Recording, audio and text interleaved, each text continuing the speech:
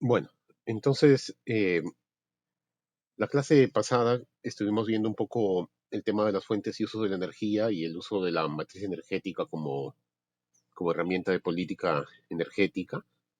Y nos quedamos comentando un poco los usos de la energía en algunos sectores y algo de los indicadores energéticos, que es algo que incide bastante, por ejemplo, el profesor Batachaira, ¿no? Que tiene ese libro que les comenté, que es muy completo sobre economía de la energía. Eh, Quería mostrarles un segundo el libro para que lo tengan. Este es el libro del profesor Botachaira. También se los he compartido, ¿no? Y en ese libro, bueno, trata bastante de los temas que estamos viendo, ¿no? La parte de la energía y las interacciones, ¿no? La parte introductoria, pero enfatiza mucho el tema de la data energética y el balance energético, ¿no? La contabilidad energética, los componentes de la contabilidad energética, las unidades de conversión, los flujos, ¿no? Eh, Cómo se puede reportar la data, cómo construir, digamos, indicadores primarios, secundarios, la autogeneración, ¿no? Los diagramas. Después también tiene una sección interesante sobre la demanda de energía, ¿no? Los fundamentos, digamos, de la demanda de energía, ¿no? La demanda de energía es una demanda derivada de fines, o sea, no se consume la energía en sí misma o por sí misma, ¿no? Sino está derivada de otras necesidades. Y eso es bien importante entenderlo porque eso genera lo que se llama la sustitución entre diferentes combustibles y los estudios de demanda de combustibles, por ejemplo, tienen que usar ecuaciones simultáneas y modelos, digamos, econométricos especiales, digamos, para descomponer la demanda de energía, ¿no? Y después también está la demanda energética de energía por sectores, ¿no? Industrial, residencial, transporte, ¿no? Eh, los modelos de predicción de la demanda de energía, ¿no? Los modelos de corto plazo que se pueden basar en modelos autorregresivos, ¿no? Por ejemplo, los modelos ARCH, los modelos de vectores autorregresivos, ¿no? El modelo ARIMA, ¿no? De medias móviles combinado con autorregresivos. Toda esa parte no lo vamos a ver mucho porque si no ya no nos va a quedar tanto tiempo para los otros temas, pero ustedes lo pueden un poco revisar, ¿no? Eh, el manejo de la demanda energética, ¿no? El tema de la respuesta de la demanda, el manejo de la carga, ¿no? De la curva de carga, ¿no? Esto sí lo vamos a ver un poco cuando veamos el modelo de Peak Load Pricing, ¿no? Eh, Cómo se puede optimizar el consumo de energía, ¿no? Y después viene la parte de la oferta, ¿no? La economía, toda la oferta, el tema de las inversiones, ¿no? Eso también lo vamos a empezar a ver ya en las siguientes clases, ¿no? En la teoría de las opciones reales, etcétera, ¿no? De ahí la teoría, la parte de cómo analizar la oferta por ejemplo, de los combustibles fósiles, ¿no? Los riesgos en cada actividad. Esto sí lo vamos a ver con cierto detalle en algunos modelitos, ¿no? Eh, Acá hay una sección de las energías, eh, también la parte de la extracción, ¿no? La oferta, cómo, digamos, se debe extraer un recurso no renovable, de ahí viene electricidad, etcétera, ¿no? Entonces es un libro súper completo eh, que analiza todos los mercados energéticos importantes, ¿no? Analiza la formación de precios, los problemas de la seguridad energética, ¿no? Que es otra arista ahora con la crisis que ha habido por Ucrania, por la invasión de Ucrania, es toda una arista bien interesante este tema de la seguridad energética, las reservas estratégicas, ¿no? Eh, los problemas de inversión en la energía, el acceso a la energía, ¿no? El profesor Bhattacharya es un profesor de la India y tiene muchos estudios y hace mucho énfasis en todo el tema el acceso a la energía, los indicadores de pobreza energética, etcétera, ¿no? Bastante de esos temas se recogen también en el libro que escribimos con Alfredo, pero de una manera muchísimo más resumida. Eh, y acá también tiene una parte sobre todos los indicadores energéticos, ¿no? El profesor Batachaira, yo creo que ahorita es el principal especialista en economía de energía a nivel mundial. eh, entonces, les recomiendo bastante leer este libro. Bueno, entonces, por otro lado, a ver, déjenme ver un segundo. eh, Perdón.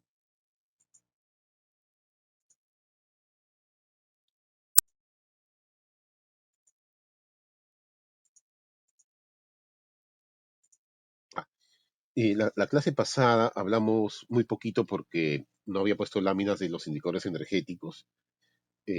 No solía ponerlas, pero bueno, ahora le he aumentado la presentación a algunas láminas de indicadores energéticos y les voy a dejar un pequeño trabajito de construir algunos indicadores energéticos hasta donde ustedes puedan conseguir información. Pero sí, a veces no hago este trabajo, pero me parece importante porque eh, es necesario, digamos, antes de hacer políticas energéticas y ustedes están un poco orientados un poco a ese tema, eh, ver qué data hay, ¿no? Y familiarizarse un poquito con las fuentes, ¿no? Y también qué indicadores se pueden construir, ¿no? Uno de sus compañeros compartió el link de Neolade, pero hay un montón de otras entidades, ¿no? Y Neolade es una buena fuente de información. Eh, entonces, hay este libro, Indicadores Energéticos de Desarrollo Sostenible, y ahora, digamos, con más razón, porque hay todo el tema de la sostenibilidad, de la resiliencia, del cambio climático, y eso está cada vez más fuerte. Entonces hay que monitorear estos indicadores, ¿no? La transición energética, ¿no? Ver cuál es la huella de carbono, ver la intensidad energética, ¿no? Qué tan eficientes somos en el uso de la energía, las pérdidas, el acceso a la energía, en países en desarrollo como el Perú es bien importante. Yo creo que cuando yo estaba en el ministerio y en general, digamos, pensábamos que este año ya íbamos a llegar a 100% de cobertura o 95, 99.5, ¿no? Y creo que nos hemos atrasado en el caso de electricidad, ¿no? De electrificación rural, nos hemos atrasado un poco, eh, o en realidad es más difícil llegar en base al censo del 2017, realmente se vio que las poblaciones habían aumentado, ¿no? Las localidades habían crecido y la brecha de electrificación rural era un poco más grande de lo que se esperaba. Pero, por ejemplo, eh, ahí estamos un poco bajos, ¿no? Respecto a otros países. Y también países como la India, por ejemplo, que en 2, 3 años conectó a 400, 500 millones de personas, les puso paneles solares, ¿no? Entonces, nosotros nos faltan unos 200.000, pero estamos que nos demoramos un montón, ¿no?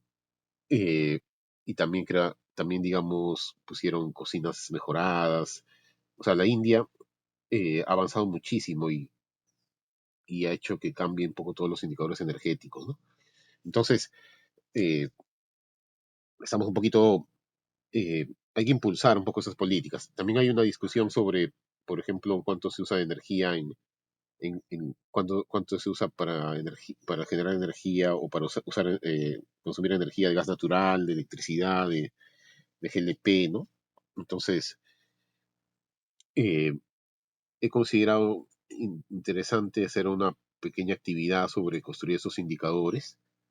Y este documento, que salió en base a una serie de organismos internacionales de indicadores energéticos, es una fuente bien interesante de por cómo construir esos indicadores y qué sustento tienen, ¿no?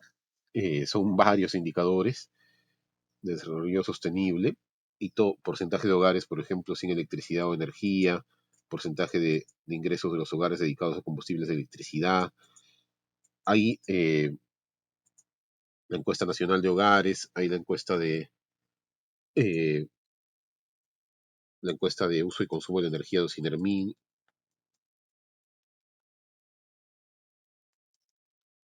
eh,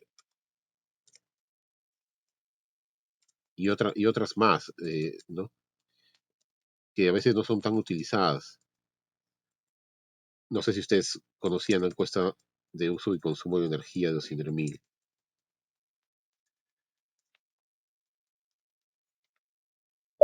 ¿Alguien la ha usado alguna vez? No le he llegado a ver. Buenos días. ¿Me Buenos escucha? días. ¿Qué tal? En la ENACO hay también, creo, algunas preguntas sobre energía. Sí, en la ENAJO en la ENAO, ¿no? En la Encuesta Nacional de Hogares, hay preguntas sobre energía. También hay preguntas, hay otras encuestas también, la encuesta de empresas, ¿no? Hay censos, ¿no? Etcétera, ¿no? Y en otros países también hay encuestas, ¿no? Entonces, esos, por ejemplo, ¿qué porcentaje de sus ingresos dedica las personas a servicios públicos o o a energía, ¿no? En el año 2011 escribimos un artículo con Alfredo justamente del tema de acceso a servicios públicos y usamos las encuestas de hogares los últimos 10 años y se ve pues de que en algunas personas, en algunas familias puede llegar a ser hasta 15% de sus ingresos, ¿no? Pagar agua, luz, el GLP, ¿no? Y eso es bastante, es bastante, le golpea bastante, ¿no? Alguien que gana 1000 soles, pagar 150, 200 soles en esos servicios básicos, y les golpea bastante, ¿no? Entonces, esos son indicadores también de pobreza energética, ¿no? Más que de pobreza energética, de la incidencia, digamos, de estos gastos en los hogares, ¿no? Entonces, perdón, ahorita no sé si se está viendo el archivo. Sí, ¿no? Bueno, entonces acá están todos estos indicadores de dimensiones sociales, económicas, eh, ¿no? La intensidad energética, la relación recursos-producción, reservas-producción, ¿no? Recursos, y en el libro con Alfredo también lo explicamos, ¿no? Recursos es un concepto mucho más amplio que reservas, ¿no? Y reservas también puede ser reservas probables, probadas y posibles, y eso tiene su metodología, ¿no? Hay manuales de la Sociedad de Ingenieros de Petróleo donde definen qué exactamente significa recursos, reservas, ¿no? Reservas probadas, reservas posibles, ¿no? Entonces un país puede tener muchos recursos, pero si no tiene las facilidades para extraerlos o comercializarlos, se pueden quedar en recursos y no pueden pasar y no pasan a reservas. Entonces, esta publicación es bien completa. También los accidentes, áreas deforestadas. Hay países que tienen estadísticas de todo, hay países que no tienen tanto. Uso de energía por unidad de PBI, uso de energía per cápita, ¿no? Por persona, eficiencia en la conversión y distribución, ¿no? O sea, las pérdidas, por ejemplo, víctimas mortales de accidentes, etcétera, ¿no? Entonces, en base a esta publicación, voy a subirles ahora en la página compartida eh, una pequeña actividad, ¿no? No sé si hay alguna consulta.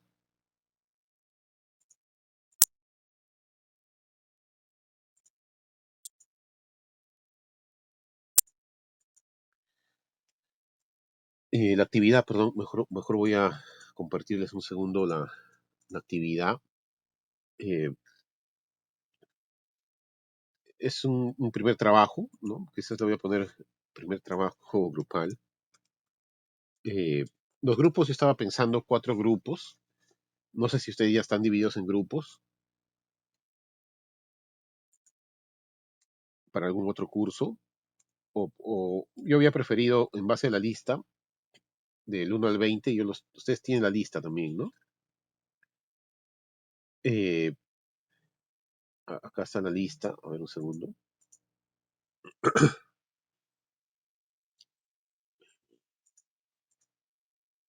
Esta es la lista de alumnos. Ustedes son 20. Yo decía, una forma más práctica era crear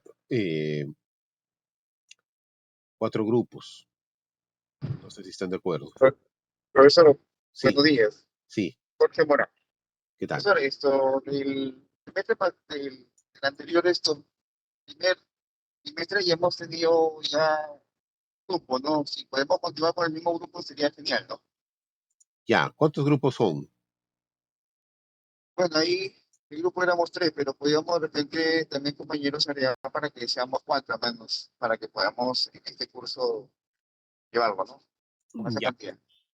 Sí, yo preferiría cinco, por lo menos para esta actividad, cuatro grupos de cinco.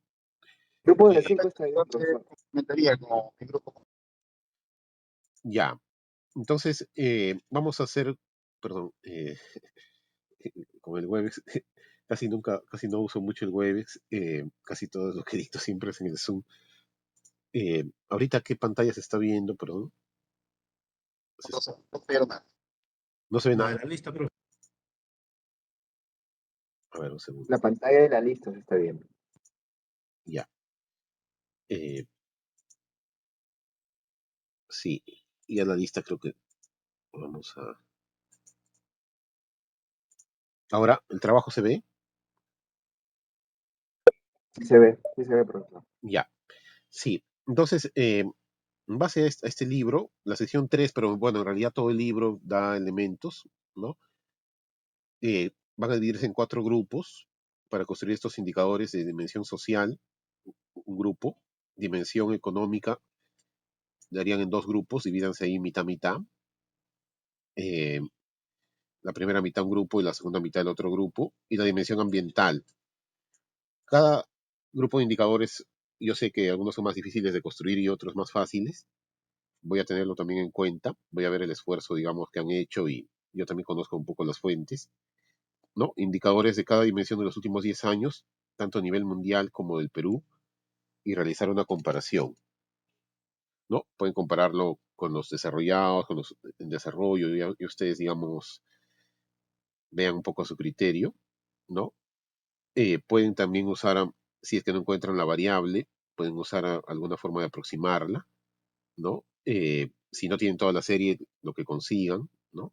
Hay varias fuentes, por ejemplo, International Energy Agency, la Energy Information Administration del Departamento de Estado, British Petroleum, Shell, Banco Mundial también tiene varias bases de datos, Fondo Monetario, OLADE, como decían, el CIER, etcétera. A nivel nacional, el BCR, SINERMIG, INEI, ¿no? Las encuestas, como estamos comentando. Y tenían para entregarlo, le estoy poniendo fecha 3 de, 3 de agosto. Eh, Quizás le puedo poner un poquito más, pero también quería dejarles otra tarea adicional de petróleo cuando llegamos a petróleo. Pero sí le podría poner hasta el, el 7, para que aunque no sé si fin de semana pueden trabajar mucho o están en clases, hasta el 7 de agosto. Ya, y lo suben a la carpeta compartida, ¿no? No tenemos una, o me lo mandan por correo también, ¿no? Les voy a poner mi correo.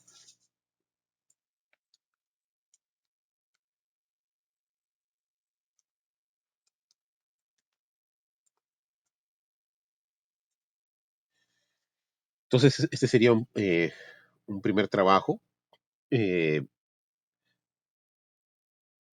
También por correo me pueden enviar los nombres de su grupo y los tipos de indicadores. O sea, yo quería dividirlos de una vez porque a veces, no sé, algunos quieren agarrar los más económicos, otros los ambientales, depende también el perfil, pero no tengan problema de si les toca algún grupo de indicadores que no son más difíciles, yo también sé que son más difíciles. Eh, entonces, eh, mejor por correo envíenme, y va a ser por orden de solicitud, ¿no? El primer grupo que me envía agarra, digamos, los indicadores que hayan escogido, ¿no? A veces los más desafiantes son mejores, ¿no? No es irse a los fáciles también, ¿no? Hay algunos que son más fáciles que otros, ¿no? Incluso también pueden plantear eh, indicadores, eh, nuevos indicadores o proxies, ¿no? Como se llama en economía, ¿no? Eh, Sustentándolos, ¿no? Entonces, eh, me envían un correo mejor diciendo cuáles son los miembros del grupo y qué grupo de indicadores van a escoger, ¿no?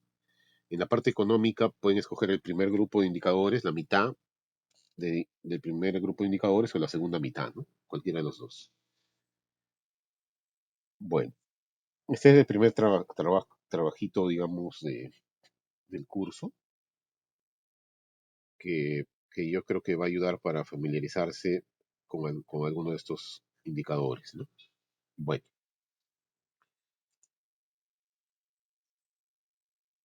por otro lado, a ver, déjenme ver, vamos a terminar rápidamente la presentación de la semana pasada para empezar el caso del sector petrolero. Eh, a ver, un segundo.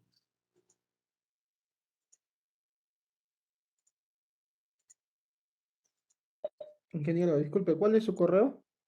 Ah, es García Carpio RL. Acá lo pongo por el chat. También lo he puesto en el trabajo, pero igual acá lo pongo.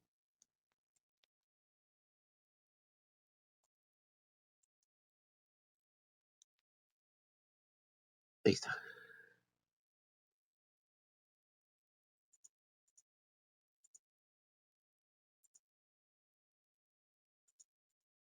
Bueno, entonces, esta era la presentación que estábamos un poco avanzando y que ahora vamos a terminar para empezar la presentación sobre temas de petróleo.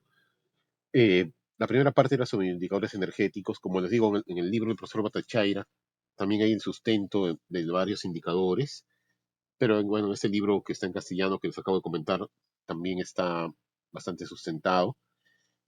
Eh, Son básicamente estos indicadores del área social, ¿no? De acceso, asequibilidad, ¿no? O sea, una cosa es el acceso y otra cosa es la asequibilidad, que quiere decir que tanto de tus ingresos, qué tan costoso o qué tanto peso tienen estos gastos en tus ingresos, ¿no?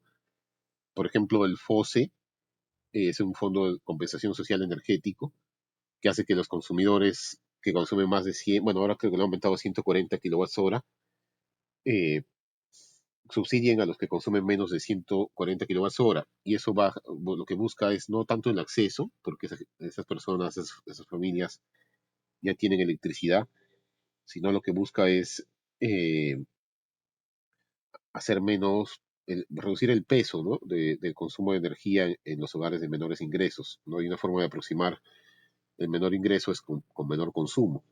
Igual esos, digamos, por ejemplo, el FOSE como mecanismo de subsidio tiene pros y contras, ¿no? Tiene problemas de filtración, tiene problemas de inclusión. Por ejemplo, un joven profesional que puede tener su departamento de Miraflores o en San Isidro y consume 80 kilowatts hora porque solamente llega a dormir, tiene subsidio, ¿no? Y también tiene problemas de exclusión, ¿no? Una casa hacinada donde viven 5 familias, consume 200 porque tiene un solo medidor y al final termina pagando el FOSE, ¿no? Entonces tiene problemas de inclusión y exclusión, pero es fácil de administrar, etcétera, ¿no? Hay otros subsidios que, por ejemplo, se pueden basar eh, digamos, encuestas o lo que hay del CISFO, ¿no? El Sistema Nacional de Focalización de Hogares, que te dice qué hogares son pobres, qué hogares no son pobres, y es un subsidio más focalizado, pero digamos es menos fácil de administrar. Entonces, el FOSE hace varios años se hizo un análisis de la focalización del FOSE, ¿no? Estadístico, y se vio que tenía algunos problemas, pero se puede combinar también, ¿no? Se puede combinar por ejemplo, características del área donde viven las personas, etcétera, ¿no? Entonces, estos indicadores, lo que quería comentarles es que estos indicadores te dan después sustento para las políticas públicas, ¿no? Si tú tienes problemas de acceso a la energía, ¿no? Por ejemplo, qué porcentaje de la población usa combustibles inadecuados para cocinar, ¿no? Te va a dar un sustento para alguna política pública, ¿no? O si no, este indicador del porcentaje de ingresos gastados en combustibles y electricidad también, ¿no? Eh, ¿no? O las disparidades también, ¿no? Que son indicadores, digamos, dividir, ¿no? Por ejemplo, el uso de la energía por hogar para cada grupo, ¿no? Y hacer que los hogares que más, de mayores ingresos entre los de menores ingresos, ¿no? Etcétera, ¿no? Entonces, estos son indicadores sociales de equidad, salud, ¿no? Eh,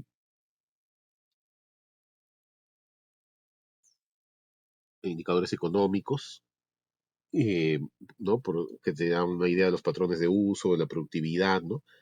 El uso de la energía por unidad de PBI, ¿no? El uso de la energía per cápita, las pérdidas, etcétera, ¿no? La intensidad energética, la diversificación, ¿no? ¿Cómo está tu matriz energética, ¿no? ¿Qué porcentaje de cada combustible se usa? También hay indicadores de seguridad energética, importaciones, indicadores ambientales, ¿no? Bueno, este solamente era un ejemplo de unos indicadores eh, que a veces publicaba bueno, ese es el sistema de información, ¿no? Pero como su compañero, uno de sus compañeros eh, compartió, ¿no? Esto se puede actualizar, ¿no?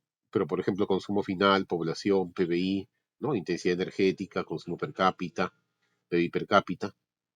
Incluso ya algunos pueden considerar indicador de índice de desarrollo humano, pero ese es mucho más completo, ¿no? E integral, no solo es energético, ¿no? Eh, y hacer correlaciones también entre indicadores, ¿no? Que es lo que algunos comparaciones, ¿no? Eso es lo que justamente les estoy pidiendo un poco que hagan estos ejercicios y veamos qué sale. Eh, digamos, también para que los expongan brevemente. Bueno, si hay tiempo, les puedo quizás preguntar o hacer o hagan una pequeña exposición, ¿no? Bueno, eh, vamos a terminar un poco con el tema de los usos de la energía por sectores, ¿no? Sector residencial, doméstico. Esto también eh, es difícil de conseguir data tan desagregada, ¿no? O sea, digamos, igual la International Energy Agency ha estado publicando, en el Perú también, eh, a nivel desagregado, sí se tiene que encontrar ya en las encuestas, ¿no? En las encuestas se puede ver qué porcentaje, por ejemplo, en el Perú usa GLP para cocinar, qué porcentaje usa gas natural, qué porcentaje usa electricidad, ¿no? Que es mínimo, ¿no? En algunas zonas, digamos, de muy altos ingresos, algunos usan electricidad para la cocina, igual en transporte, ¿no? Pero digamos a nivel mundial es un poco difícil conseguir estas estadísticas. Eh, ¿No? A veces hay especiales, digamos, estudios especiales que hace la International Energy Agency, por ejemplo, ¿no? Donde ya detalla ya en qué se usa, ¿no? Como habíamos estado viendo, ¿no? Eh, bueno, esta parte de proyecciones también lo vamos a ver al final del curso, ¿no? El tema de planificación energética, prospectiva, eso también se puede ver al final. Eh, Cómo se pueden hacer estos modelos de proyección, ¿no? En base a modelos de optimización o a modelos también de, por ejemplo, tablas insumo-producto, etcétera, ¿no? Usando varias elasticidades o también coeficientes, digamos, de consumo específico o coeficientes técnicos, digamos, por tipo de tecnología, ¿no? Bueno, eh, perdón.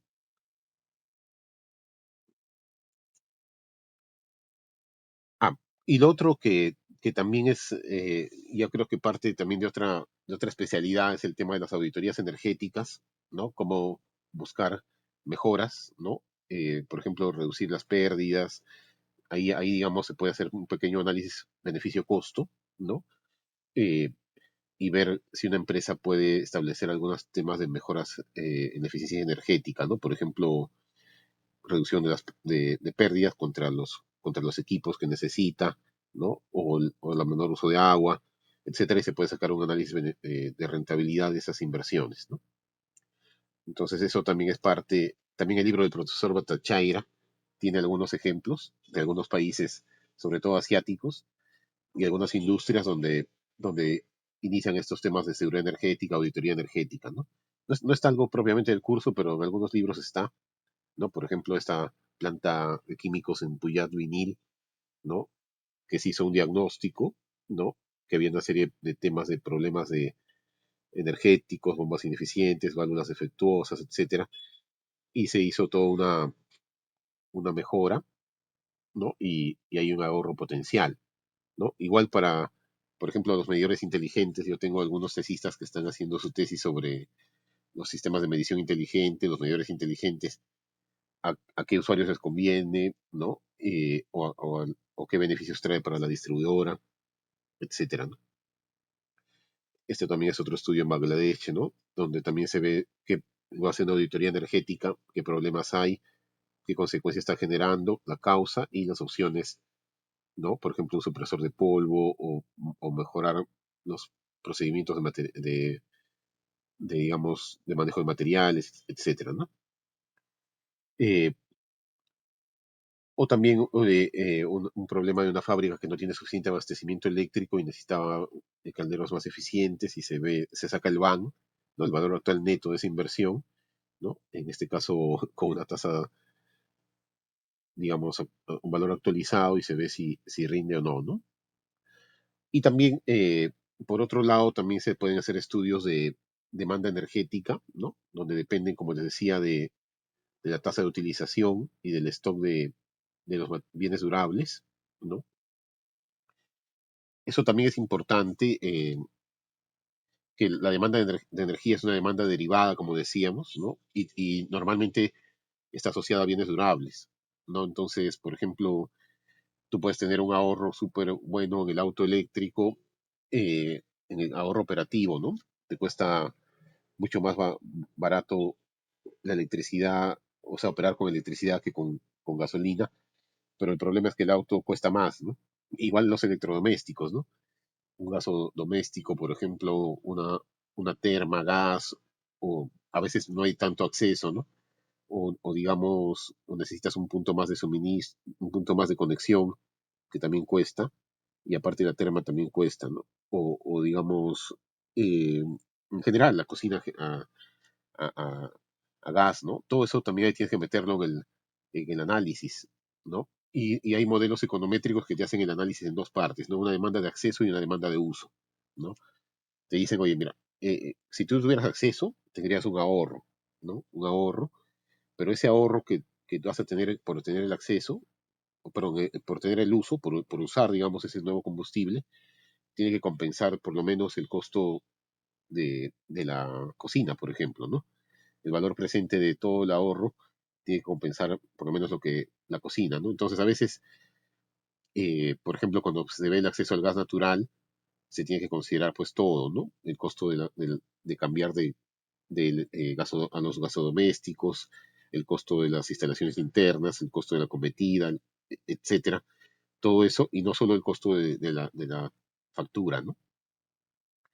Y eso a veces, incluso me parece que en las comparaciones que se hacen a nivel tarifario, no necesariamente están completas, ¿no? Y ver todas las opciones, ¿no? Incluso en el caso del gas natural, compite con el mismo gas natural liquefactado y comprimido, ¿no? En algunos casos, ¿no? Entonces hay industrias que no se convierten al gas natural por redes porque pueden usar el gas natural comprimido, ¿no? Entonces, hay que considerar todo eso, ¿no? Entonces hay una demanda eh, digamos, combustibles, ¿no? Por estos electrodomésticos, ¿no? Y una demanda también cuando ya se compran, hay un uso, ¿no? Bueno, entonces se pueden usar estas ecuaciones, ¿no? Que son conocidas un poco en el sector eléctrico, ¿no? Pues la demanda, digamos, puede depender de los precios, de la energía, de sus sustitutos y también del ingreso, ¿no? Del ingreso y de otros factores, ¿no? Etcétera, ¿no? Entonces, de este tema hay muchas variantes. Hay los modelos autorregresivos. Los modelos autorregresivos, por ejemplo, son para estimaciones de corto plazo, proyecciones de corto plazo, donde no tienes variable dependiente. Entonces puedes usar en la media móvil, por ejemplo, el modelo RIMA, ¿no? Puedes usar también el modelo RIMA es un modelo autorregresivo que puedes tener 2 rezagos, 3 rezagos y también de medias móviles, ¿no? Que es la parte MA, ¿no? De Moving Average, ¿no? Entonces, es toda una área, digamos, toda la parte econométrica, estadística de cómo hacer, eh, cómo proyectar la demanda de energía, ¿no? Si tú quieres proyectar una demanda de energía de muy corto plazo, ¿no?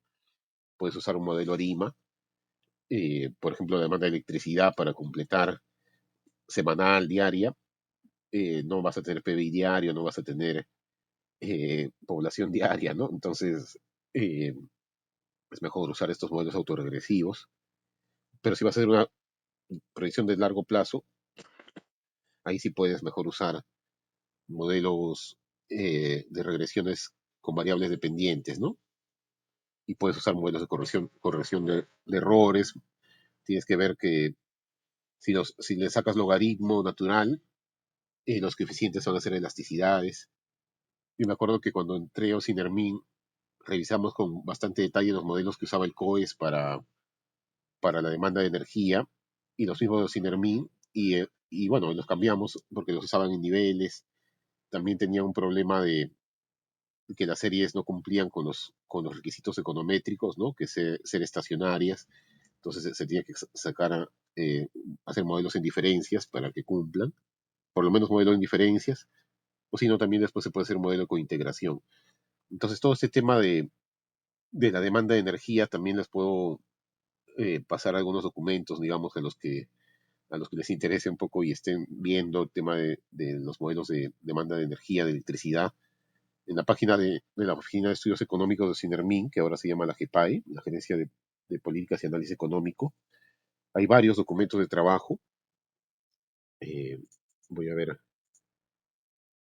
quizás aprovecho, ¿no?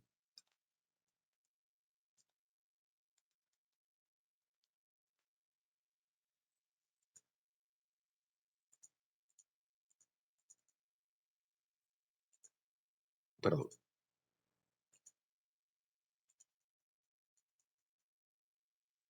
a veces no entra.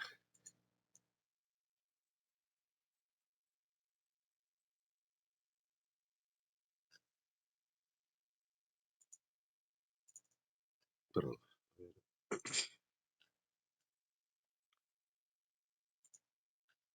un segundo.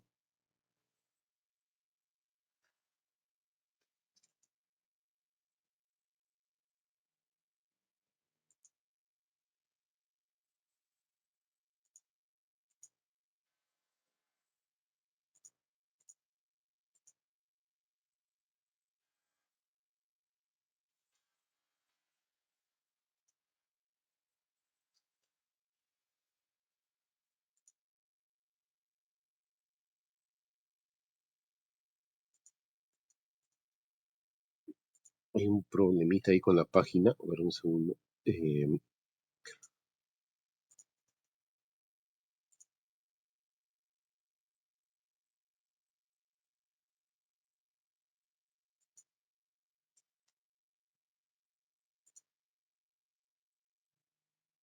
Ya, sí, ahora sí.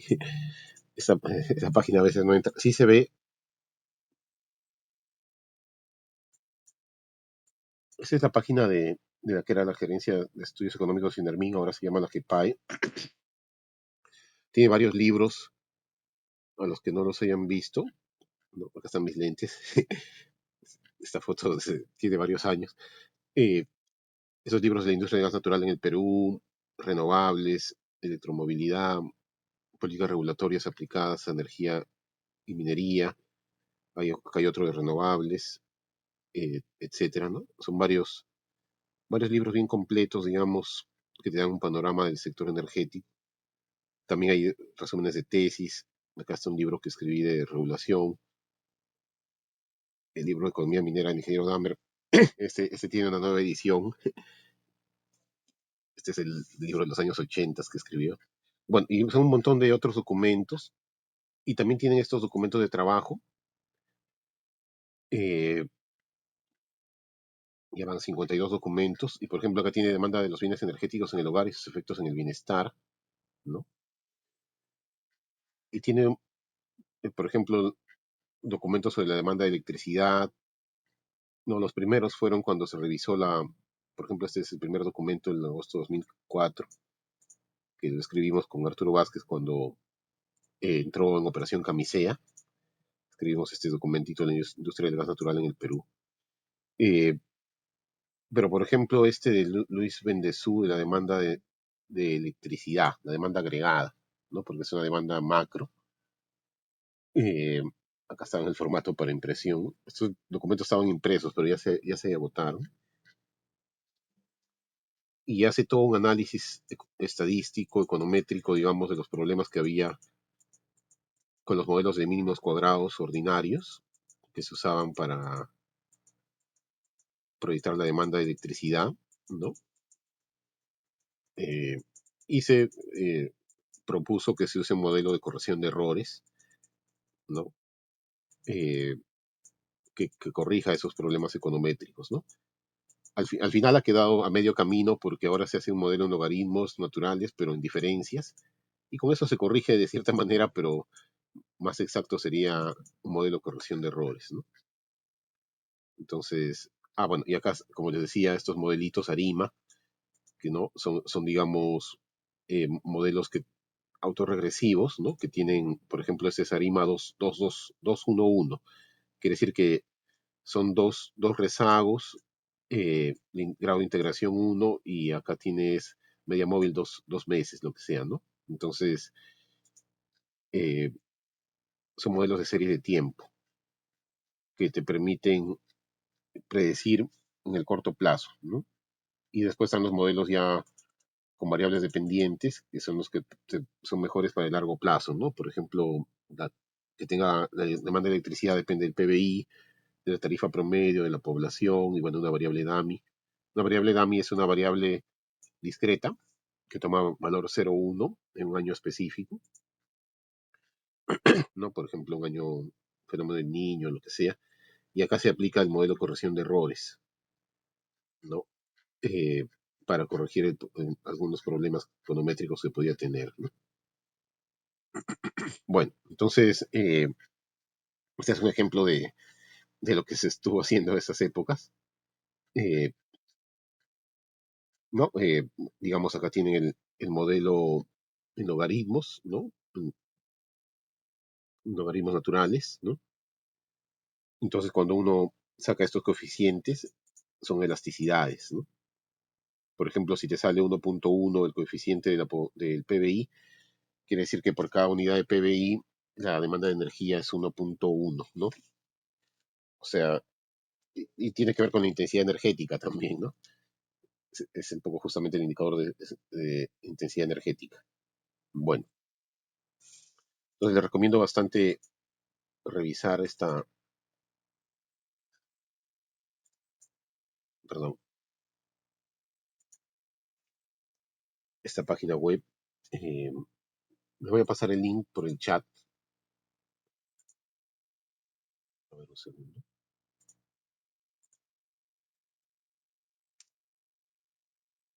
Ya, de estos documentos de trabajo. Que digamos, esa es la aplicación más directa que hay de todo el tema de economía a los temas energéticos, ¿no? Y mineros, ¿no? En el Perú. Eh, bueno, entonces vamos a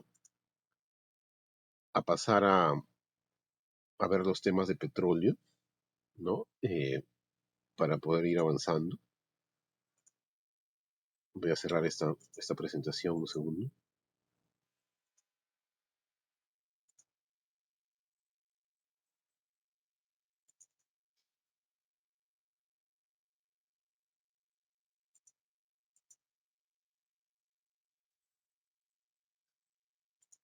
¿Se ve la presentación?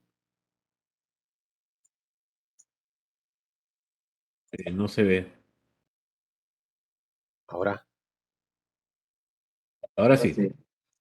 Ya, entonces vamos a ver el tema del petróleo. El petróleo, digamos, parece mentira, pero está perdiendo un poco de importancia, pero igual las proyecciones, como les decía, hay proyecciones al 2030, 2040, y los combustibles fósiles pasarían de 80% de la matriz energética primaria, o sea, del consumo de energía primario, pasarían al 60%. Entonces no es que tampoco esté tan mal, ¿no? Igual yo creo que la transición energética se está acelerando,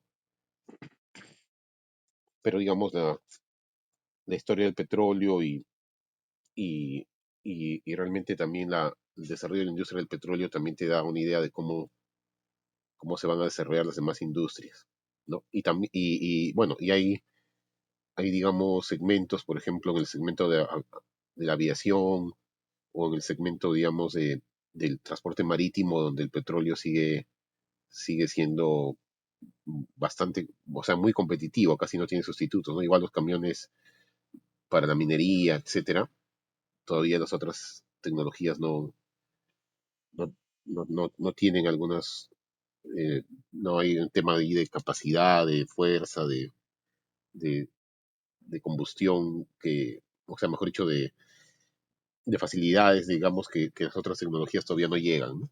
Bueno, entonces, como ustedes, la mayoría son ingenieros, también voy a avanzar un poco rápido en la parte del proceso productivo, las características técnicas.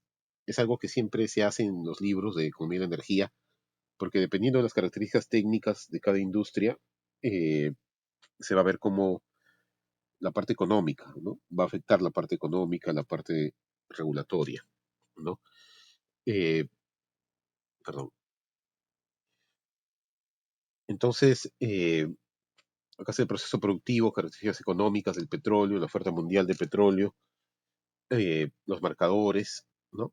La demanda mundial, las reservas. Este es como un panorama de la industria del petróleo, ¿no? Entonces, bueno, el petróleo, en general los hidrocarburos, porque también afecta, también, digamos, estamos hablando también del gas natural, ¿no? Son moléculas que contienen hidrógeno y carbono y vienen en varias longitudes y son estructuradas en cadenas simples hasta ramificadas o anillos, ¿no? Y ya habíamos visto de la primera clase y en general, ¿no? De que los hidrocarburos contienen energía, ¿no? Esta relación entre la materia y la energía, ¿no? Y que hay que ver cómo liberar esa energía, ¿no? Y se pueden presentar, bueno, normalmente se hace en la combustión, ¿no? Eh, y se pueden presentar de varias formas, ¿no? En estado líquido o gaseoso, ¿no? Cuando las estructuras tienen más de 5 carbonos, son líquidas, ¿no? Como el pentano, el hexano, ¿no? Etcétera. Y cuando superan los 20 carbonos, son sólidas a temperatura ambiente.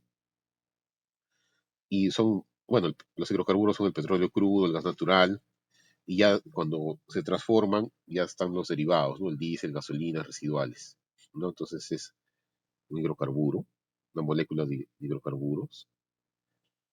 Bueno, el petróleo ya ustedes saben que eh, la teoría más aceptada es del origen orgánico, ¿no? De la descomposición de animales y algas microscópicas que se fueron depositando, ¿no?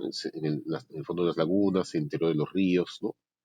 Y después el petróleo normalmente está atrapado, ¿no? Y viene acompañado con agua salada.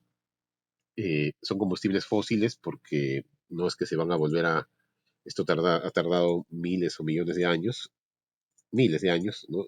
Eh, entonces no es que van a volver no es que va a volver a producirse petróleo, ¿no? Y se encuentran en la naturaleza mezclados con agua, y habíamos comentado sales, metales, ¿no? Y azufre, CO2, ¿no? Eh, y eran poco explotados o sea, se conocía desde hace varios miles de años, se conocía un poco y se usaba, pero de una manera muy ineficiente, ¿no? Hasta que también por la revolución industrial se empezó a buscar otra fuente de combustibles, ¿no? Eh, por ejemplo, para alumbrado se usaba el aceite de ballena y ya estaban que mataban a todas las ballenas y cada vez era más difícil conseguir ballenas, ¿no? Tenía que ir más al fondo del mar, etcétera. Entonces estaban buscando fuentes alternativas. Y bueno, y en Estados Unidos, que era justo uno de esos países donde la economía estaba creciendo con la revolución industrial, este señor Drake perforó el primer pozo de petróleo a 21 metros en Pensilvania, ¿no? Y bueno, y el Perú también fue casi uno de los pioneros en el tema del petróleo. En el año 1863 se perforó el primer pozo en Zorritos, ¿no? Y bueno, y el petróleo al principio empezó a competir bastante bueno, sustituyó al aceite de ballena en el alumbrado, ¿no? Con las lámparas, ¿no? Los mecheros, ¿no? Pero después vino la electricidad y la electricidad le quitó, vino a Tomás Alva Edison y todo este tema de la electricidad y le quitó el mercado del alumbrado. Pero de ahí el petróleo se fue al mercado del transporte, ¿no? Y tuvo su auge cuando se creó el ciclo Otto, ¿no? Ustedes que son ingenieros saben del ciclo Otto, y cuando se empezaron a producir automóviles en masa con Henry Ford. También tuvo un gran desarrollo cuando, por ejemplo, cuando Churchill, que era Lord del Almirantazgo en Inglaterra, mandó que toda la flota de barcos, digamos, de la Armada inglesa se convierta de carbón a petróleo, ¿no? Entonces, de alguna manera el petróleo logró ganarle la guerra también a los autos eléctricos, porque los autos eléctricos también existían. No sé si ustedes han visto los videos o los especiales que hay en internet, ¿no? Y los autos eléctricos también existieron, pero gracias al ciclo Otto y a una serie de también maniobras también que hicieron los petroleros en esa época, le ganaron la guerra a los autos eléctricos. Porque ya se habían quedado sin mercado, porque en la electricidad sí le había ganado en el tema del alumbrado, ¿no? En el alumbrado la electricidad no contamina, ¿no? Respecto a los mecheros era superior, ¿no? Entonces el petróleo se desarrolló básicamente en el tema de transporte. Y el libro más completo de la historia del petróleo es este libro de Daniel Yergin, que es un gurú, digamos, en temas energéticos. Es un libro que también se los voy a pasar, como de más de casi 2000 y pico páginas. Se demoró 10 años escribiendo ese libro con 60 asistentes. Y es el libro más completo de la industria del petróleo. Y bueno, y el papel, hay un señor que destacó muchísimo en el tema de la industria del petróleo, que es el señor John D. Rockefeller, que también hay una serie de biografías, etcétera, y que es bien interesante su aporte. Voy a tratar de compartir este videíto que me parece muy bueno y resume, ahora, perdón.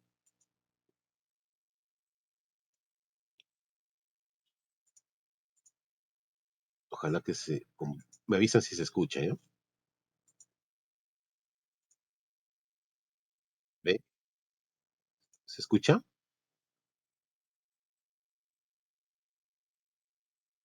No, ¿No se escuchó? Ahí.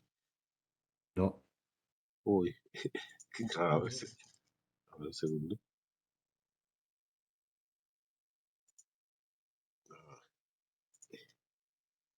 Qué raro, a veces se escucha, a veces no. De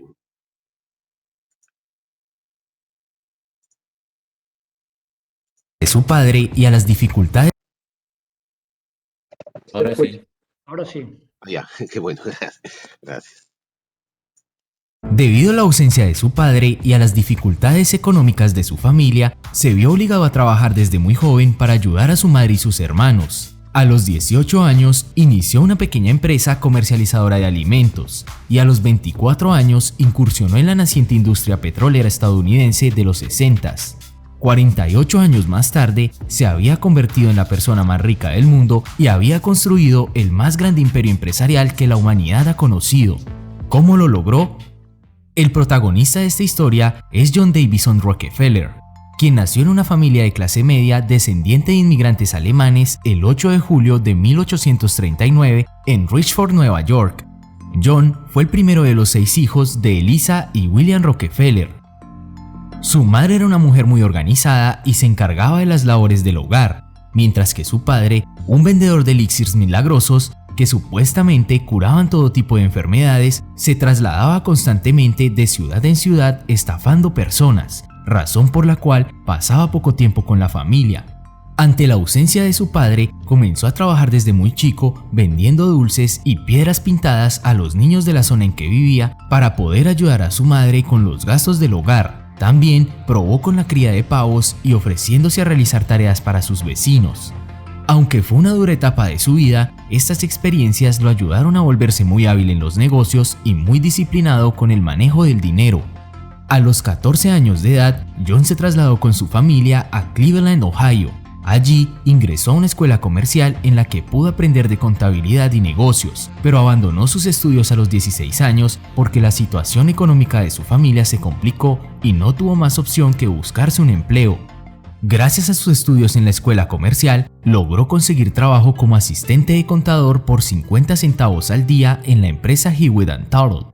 En este trabajo pudo desarrollar grandes habilidades empresariales. Se dice que cada noche repasaba mentalmente las operaciones financieras del día, tratando de descubrir en qué podría haber obtenido mejores ganancias la compañía.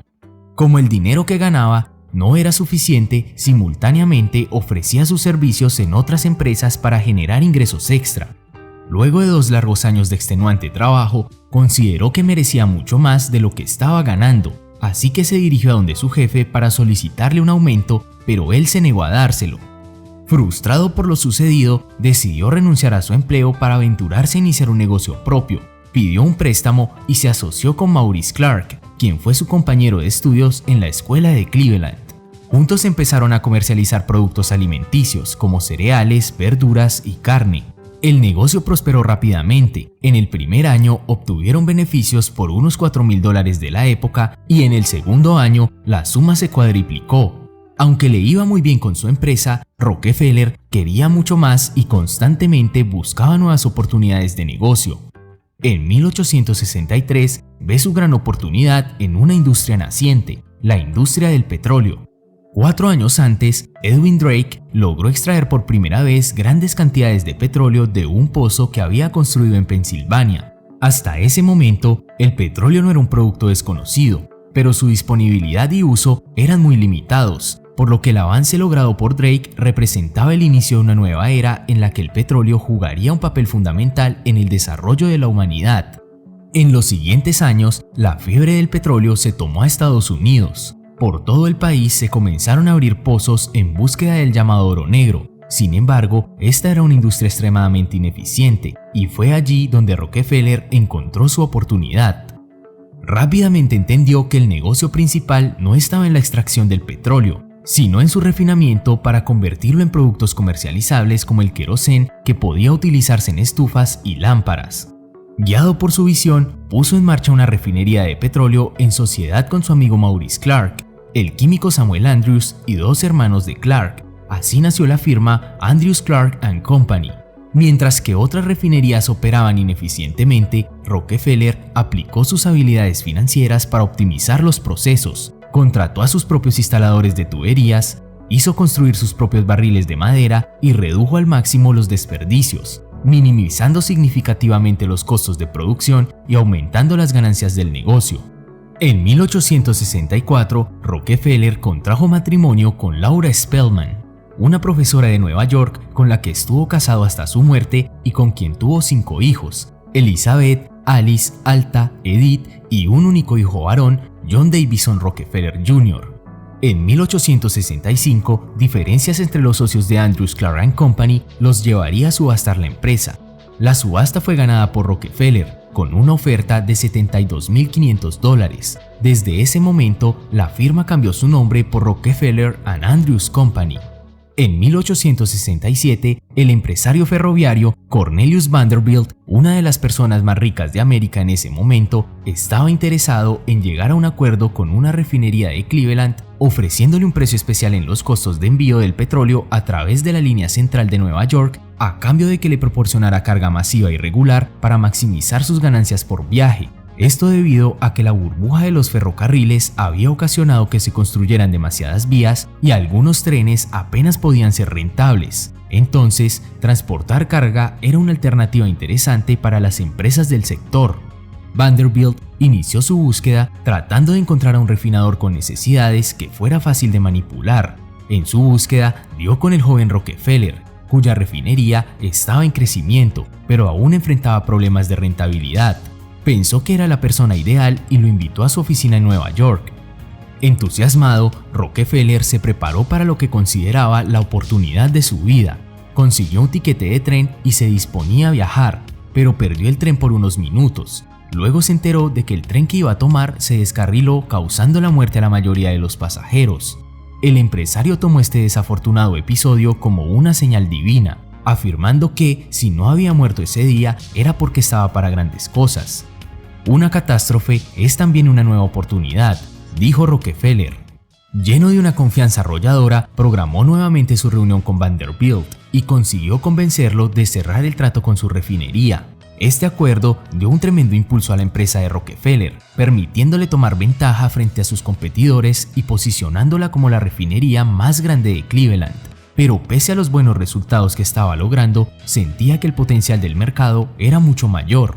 Se dio cuenta de que el querosén había ganado mala fama en algunos lugares debido a incendios y accidentes producidos por la explosión del combustible en hogares. Para afrontar la situación, decidió crear una marca que brindara confianza a los consumidores y le ayudara a seguir expandiendo su negocio. Así nació en 1870 la Standard Oil Company. Su propósito era iluminar todos los hogares de Estados Unidos con un querosén seguro, de calidad uniforme y a un precio asequible para el ciudadano promedio. Quería que su producto fuera el estándar en el mercado, el preferido por los clientes. Esta estrategia fue un completo éxito. En pocos años, el querosén de Standard Oil ya era el más vendido en el país, consolidando a Rockefeller como uno de los empresarios más exitosos de la industria. Sin embargo, él no se conformaba con ser uno de los más exitosos, él iba por mucho más. Impulsado por su ambición, puso en marcha un agresivo plan de crecimiento basado en adquirir o destruir a sus competidores. Su objetivo era que Standard Oil Company llegara a cada rincón del país, ocupándose no solo del refinamiento del petróleo, sino también de su producción, distribución y comercialización. Poco a poco la empresa comenzó a ampliar su mercado comprando otras pequeñas refinerías, pero su gran oportunidad llegaría en el año 1872. En aquella época, el precio del petróleo sufrió una caída debido a la sobreproducción, haciendo que los productores y refinadores redujeran considerablemente sus beneficios. Rockefeller, que tenía una perspectiva más amplia del negocio que otros empresarios del sector, que solo veían de puertas para adentro en sus negocios, aprovechó la crisis y su poder para seguir expandiéndose. El empresario consiguió un acuerdo con Thomas Scott, quien controlaba el ferrocarril de Pensilvania, ofreciéndole carga a cambio de costos de transporte mucho más bajos, al igual que lo hizo con Vanderbilt en años anteriores. Esta ventaja de costos ponía a Rockefeller en una situación privilegiada, y él no dudaría en aprovecharla. Según la periodista Ida Tarbell, la mayor crítica de Rockefeller, el empresario usó estos polémicos acuerdos con las ferroviarias para presionar a sus rivales y conseguir que salieran del negocio, mencionándoles que enfrentarían costos de transporte más altos y haciéndoles la siguiente propuesta. Este esquema es infalible, significa que controlaremos totalmente el negocio petrolero, no hay posibilidades para alguien de afuera, pero le daremos a todos la oportunidad de entrar. Usted debe entregar su refinería a mis tasadores y le pagaré en efectivo o con acciones de la Standard Oil Company, lo que prefiera, por el valor que le demos. Le aconsejo que tome las acciones, será por su bien. La gran mayoría aceptaban el trato. Aquellos que se negaban, al poco tiempo quebraban como consecuencia de la presión ejercida por Rockefeller, quien se comenta recurrió a guerras de precios, extorsiones y sobornos para tener control total del mercado. A este agresivo proceso de absorción empresarial se le conoció como la masacre de Cleveland y desencadenó una ola de protestas en contra de Standard Oil. El creciente poder de Rockefeller comenzó a preocupar a Vanderbilt y Scott, quienes decidieron aliarse para enfrentarlo. Juntos acordaron modificar el trato que tenían con él y subir los precios de transporte de su petróleo. Esta alianza fue tomada por el magnate petrolero como una declaración de guerra, una guerra que no estaba dispuesto a perder. Furioso por lo sucedido, se planteó el reto de dejar de depender de las empresas ferroviarias. Analizó por completo sus sistemas de producción y encontró que tal vez podría empezar a transportar el petróleo a través de tuberías que conectaran los pozos directamente con las refinerías. Bajo esta premisa, inició la construcción de un sistema de oleoductos de más de 6.500 kilómetros de longitud extendiéndose a través de Ohio y Pensilvania. Una vez el oleoducto estuvo terminado, no solo logró sacar a las ferroviarias del negocio, sino que también revolucionó por completo la forma en que el petróleo era transportado. Sin el petróleo de Rockefeller, las ferroviarias entraron en una profunda crisis que ocasionaría despidos masivos, cierre de estaciones y la quiebra de cientos de empresas del sector.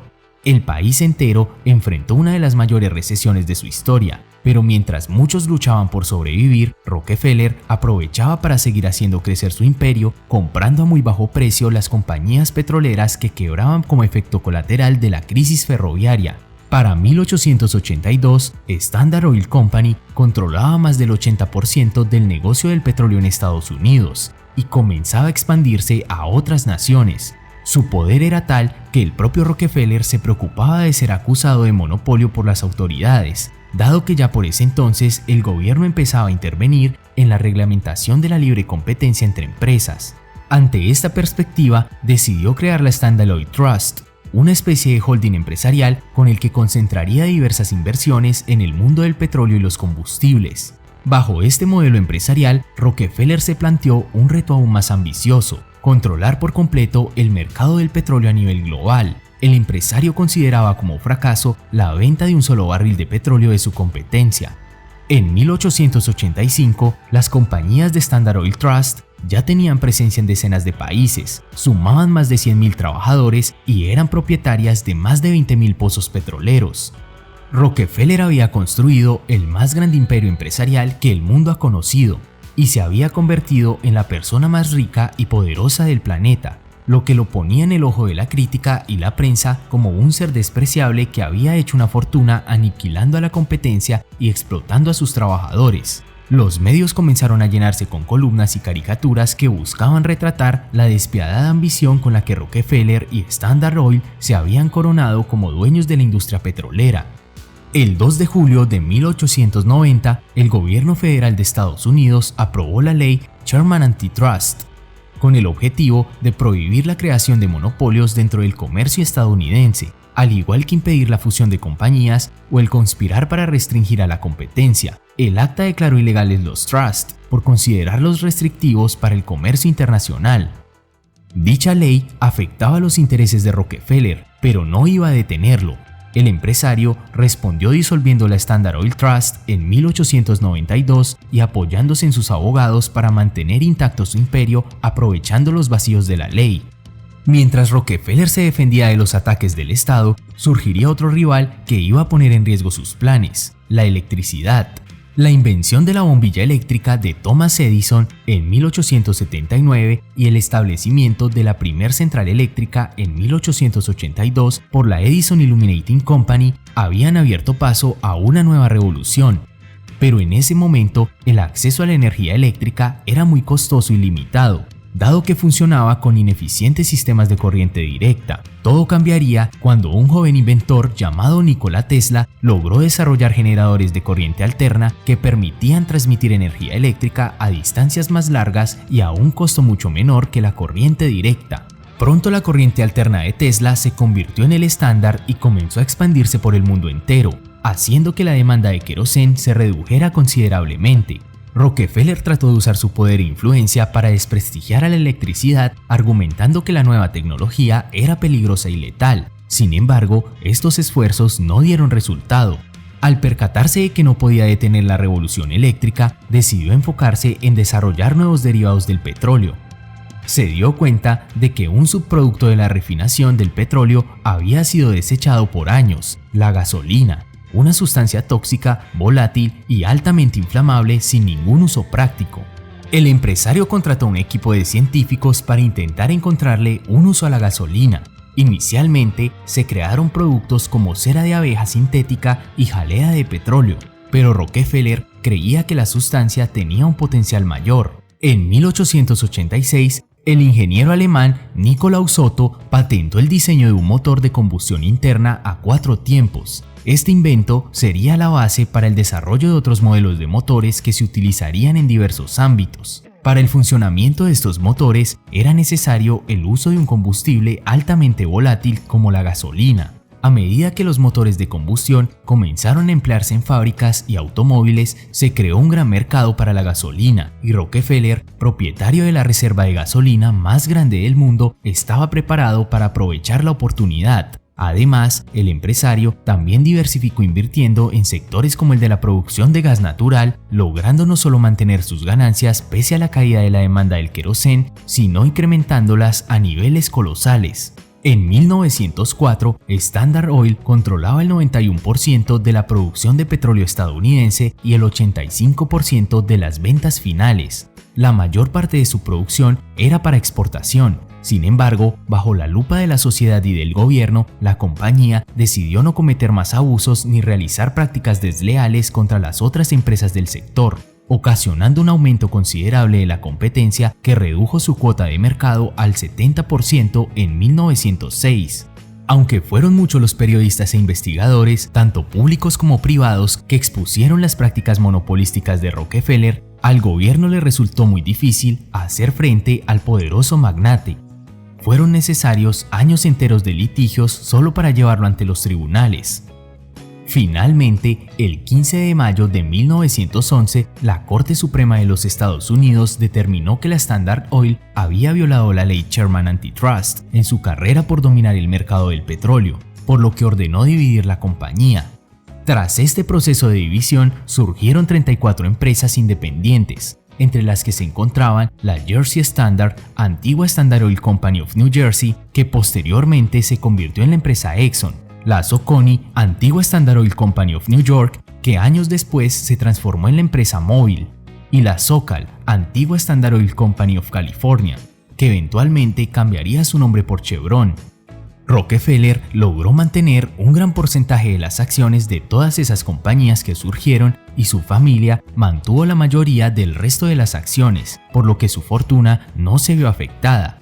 Irónicamente, aunque el magnate del petróleo perdió el caso judicial, tras el desmantelamiento de su compañía, las acciones que poseía se valorizaron y elevaron su fortuna personal a aproximadamente $1.500 millones, equivalentes a más de $800 mil millones en la actualidad, que representaban el 1,6% de la economía estadounidense en ese entonces.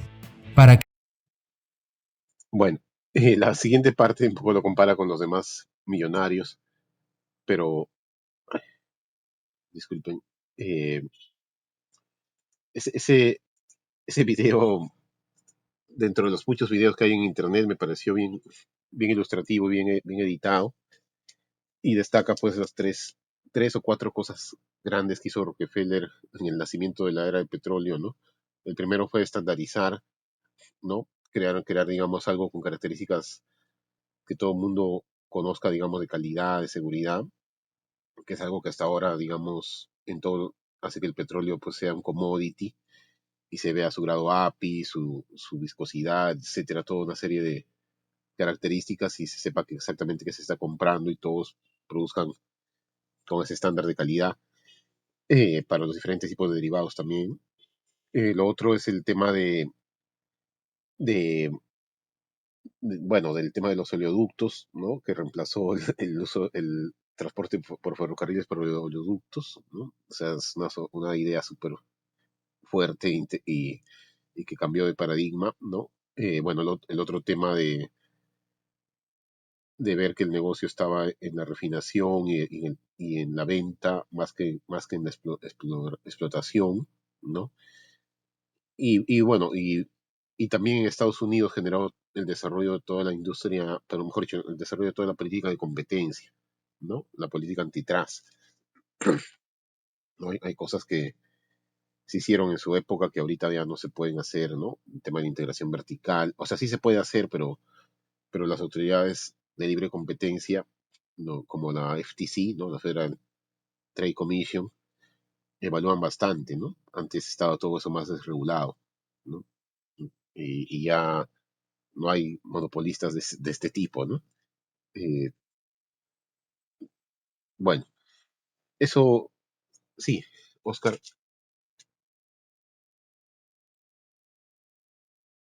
De que en el Perú hay un monopolio bueno, no es exactamente un monopolio, digamos, yo diría que es un duopolio o tripolio, porque, a ver, déjame ver completo tu comentario. Ah, bueno, solo un operador que refina petróleo importado. Sí, el caso de la refinación es un caso complejo porque, eh, digamos, hay estudios que te dicen que el nivel óptimo de planta está en 200.000 barriles por día y una refinería completa, digamos. También depende de qué petróleo crudo o qué insumos tenga, ¿no? Entonces, en el Perú la demanda de hidrocarburos estará en 250.000 barriles por día. Eh, entonces, vamos a tener dos o tres, una o dos refinerías, ¿no? Pero adicionalmente, siempre hay que recordar que lo que se consume al final es los derivados, ¿no? Entonces también está, por ejemplo, el GLP que produce camisea. Entonces ahí tenemos un tercer actor. En el caso del GLP, no hay tres, pero se pegan a paridad de importación. Bueno, también existe el mercado mundial, ¿no? El mercado mundial, de alguna manera, limita ese poder de mercado, ¿no? No te pueden poner un precio super alto, o sea, no te van a poner $200 por barril de GLP porque tú lo puedes importar así, pero es un límite un poco alto, ¿no? O sea, es como que se pegan a ese precio, ¿no? O sea, no es exactamente un monopolio completamente puro porque, eh, no, y también hay el tema de que incluso se ha podido poner a veces un poquito por encima de paridad de importación porque no hay capacidad de almacenamiento. Entonces, en el caso de los hidrocarburos, eh, para un país como el Perú, sí hay un problema ahí de que es un mercado concentrado. Eh, lo que, digamos, lo que se tiene es que, por ejemplo, Petroperú, que es una empresa estatal, lo que te dicen los libros también es de que una empresa estatal, y también es uno de los argumentos que se dijo para no privatizar la refinería de Talara, es que tú podías regular desde adentro, ¿no? Con una empresa estatal, ¿no? O sea, hay libros de duopolios mixtos, una empresa estatal y una empresa privada, y la estatal de alguna manera controla el poder de mercado de la privada, ¿no? Pero ahora también Petroperú tiene que pagar la refinería de Talara, entonces tampoco puede vender tan barato, ¿no? Pero sí, en el caso de los derivados, sí tenemos ahí un tema con los precios. De todas maneras, hay que considerar de una manera más integral, digamos, que la energía, o sea, uno no consume petróleo por el petróleo en sí mismo, ¿no? Entonces, quizás otros lotes de gas natural pueden entrar a producir, fomentar más el gas natural de camisea, que por lo menos tiene el precio en boca de pozo, eh, con un tope, ¿no? Con un tope máximo, está regulado el precio en boca de pozo y es un gas relativamente barato, digamos.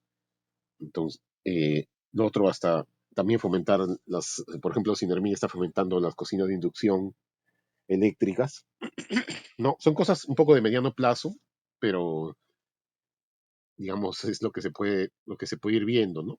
Eh,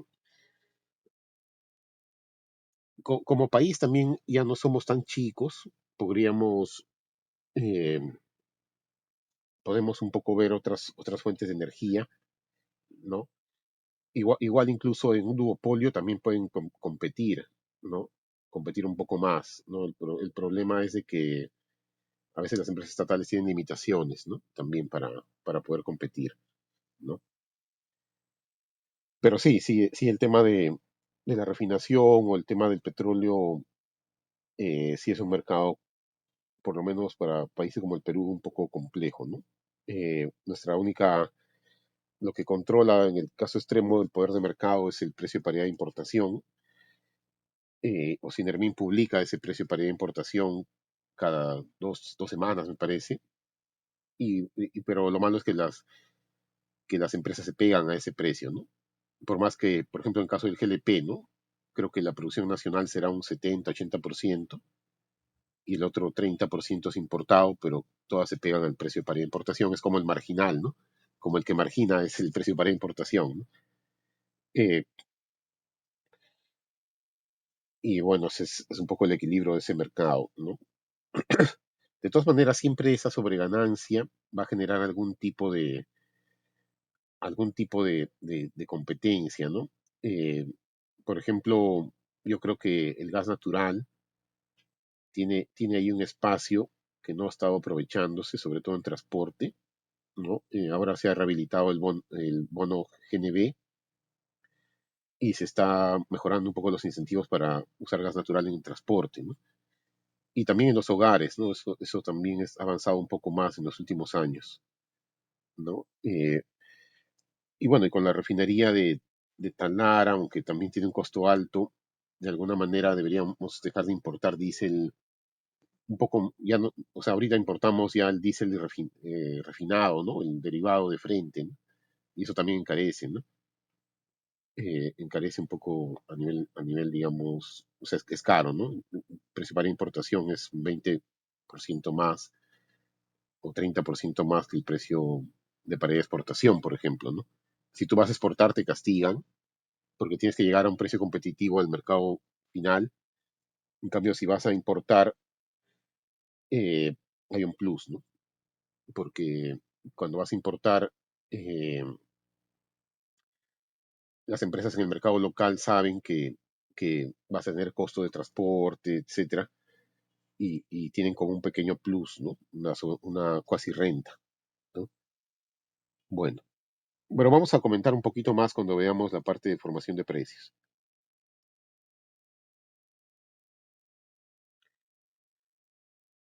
Bueno, entonces, esa era una introducción a la historia del petróleo, y ya ustedes pueden ver el libro de Daniel Yergin. Es muy interesante toda la parte de la historia del petróleo, ¿no? Por ejemplo, la Segunda Guerra Mundial, él dice que Japón se quedó sin, bueno, lo que hacía Estados Unidos era bombardear las refinerías, ¿no?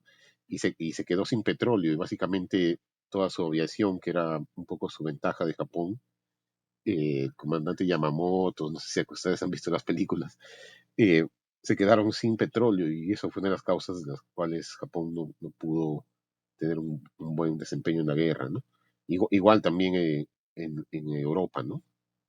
Eso era crucial, digamos, el tema del combustible, ¿no? También se quedó sin petróleo Hitler cuando invadió Rusia, y, o sea, varias de esas cosas fueron las que hicieron que perdieran la guerra, ¿no? Bueno, entonces el petróleo es un líquido viscoso cuyo color varía entre amarillo y pardo oscuro hasta negro, ¿no? De reflejos verdes. Bueno, eso ustedes ya lo saben. Eh, a nivel líquido, bueno, ya a partir de la cuarto, quinto eh, hidrocarburo, ya es líquido, ¿no? Tiene cierta densidad. Y el gas natural, bueno, es básicamente metano y etano, ¿no? Y bueno, hay otros combustibles ya, dependiendo de cómo son las cadenas de petróleo. Bueno, acá hay unas equivalencias entre energía y volumen, y entre diferentes, por ejemplo, un barril de petróleo es 5.8 millones de BTUs, ¿no? La unidad térmica británica. Un metro cúbico de petróleo es 6.3 barriles, ¿no? O 36.54 BTUs. Entonces puede convertir de volumen a energía. Por otro lado, ya dentro de la cadena de hidrocarburos, en la siguiente clase vamos a ver un poquito de cada cadena, algunos pequeños modelos económicos, ¿no? En la exploración y producción tienes oleoductos, que es el transporte, ¿no? Poliductos, gasoductos, refinamiento y procesamiento, ¿no? Que puede ser una refinería o una planta de fraccionamiento, el transporte ya marítimo, fluvial, y también la distribución ya minorista, ¿no? Entonces, en cada parte de la cadena, eh, digamos, tienes la exploración, la producción de petróleo crudo, la separación, ¿no? Acá se sacan las aguas, las sales, el gas, ¿no? El gas asociado al petróleo puede también ya tener su propio proceso, y después se refina y salen los derivados, ¿no? Los gases, nafta, gasolina, querosene, etcétera. Y estos van de frente ya al mercado en algunos casos, y en otros casos la nafta y el metano, el etano también pueden irse a la petroquímica, que es un uso no energético, ¿no? La petroquímica del etano, la petroquímica del metano, que puede ir a temas de plásticos, polietileno, también puede ser fertilizantes, etcétera, ¿no? La urea. Es un uso no energético. Bueno, y por el lado del gas natural también tiene, que es otro hidrocarburo, también tiene su separación, ¿no? Se saca el gas natural en condiciones de campo y se separa los líquidos de gas natural y el gas natural seco. El gas natural seco se puede usar en estos dos procesos y los líquidos de gas natural entran a una planta de fraccionamiento y generan pues propano, butano, gasolina natural y algunos otros derivados. Bueno, por la parte de la exploración, eh, esto es importante entenderlo porque por el lado técnico y por el lado económico hay grandes inversiones, no hay una garantía, mejor dicho, hay un riesgo económico elevado, requiere soporte local, hay un impacto en el suelo, hay un impacto también en la contaminación, ¿no? Se tiene que, digamos, eh, invertir bastante en exploración con diferentes técnicas, ¿no? Estudios de prospectiva, sísmicas, análisis del suelo, ya pozos, digamos, perforaciones, ¿no? Calicatas, etcétera. Entonces hay toda una serie de métodos para eh, explorar y bueno, y cada uno de ellos es cada vez más costoso, ¿no? Entonces al principio se va viendo un relevamiento geográfico, después también un relevamiento geológico, hay gravitrómetros, magnetómetros, sísmica, ¿no? Que es un poco, por ejemplo, este camión, ¿no? Que genera vibraciones y después se registran esas vibraciones y se va viendo cuál es la configuración. Después se ponen pozos, ¿no? Si ya tienes un poquito más de certeza, ya te animas a meter un pozo, ¿no? Que te puede costar 1 millón, 2 millones de dólares. Y después modelos de simulación, etcétera, ¿no? Entonces, acá digamos la parte técnica, en internet también hay un montón de videos de la parte técnica, pero eh, lo que importa por el lado económico es que es una actividad riesgosa, ¿no? Es más, hay concesionarios que normalmente estos lotes se licitan, ¿no? Y ese riesgo se lo asumen los inversionistas y pueden regresarte el pozo habiéndole metido 100, 200 millones de dólares y, digamos, no encuentran nada, ¿no? Eh, Hace poco, me parece que Han Oil devolvió un pozo al caso, pero a un lote, ¿no? Al Perú, y le habían metido más de 100 millones, creo, y básicamente no valía la pena, ¿no? Y bueno, es un riesgo que normalmente se hace que asumen los privados, ¿no? ¿Se ve el video? Sí. Ya, a ver.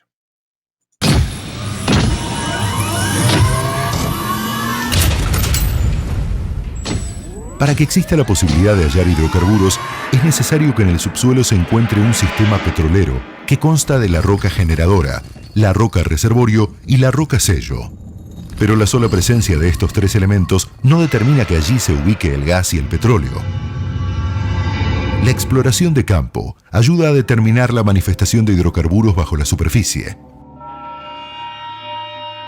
Esta actividad consta de una toma de muestras de rocas en superficie,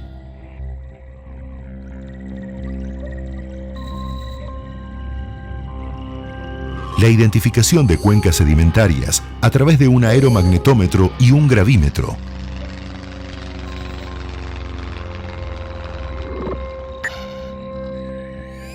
la extracción de muestras del suelo,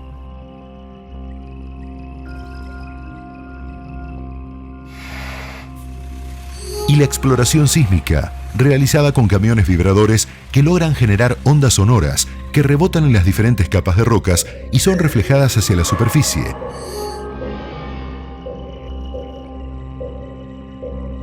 A través de estos métodos de exploración, ingenieros y geólogos pueden deducir la posible ubicación de los hidrocarburos.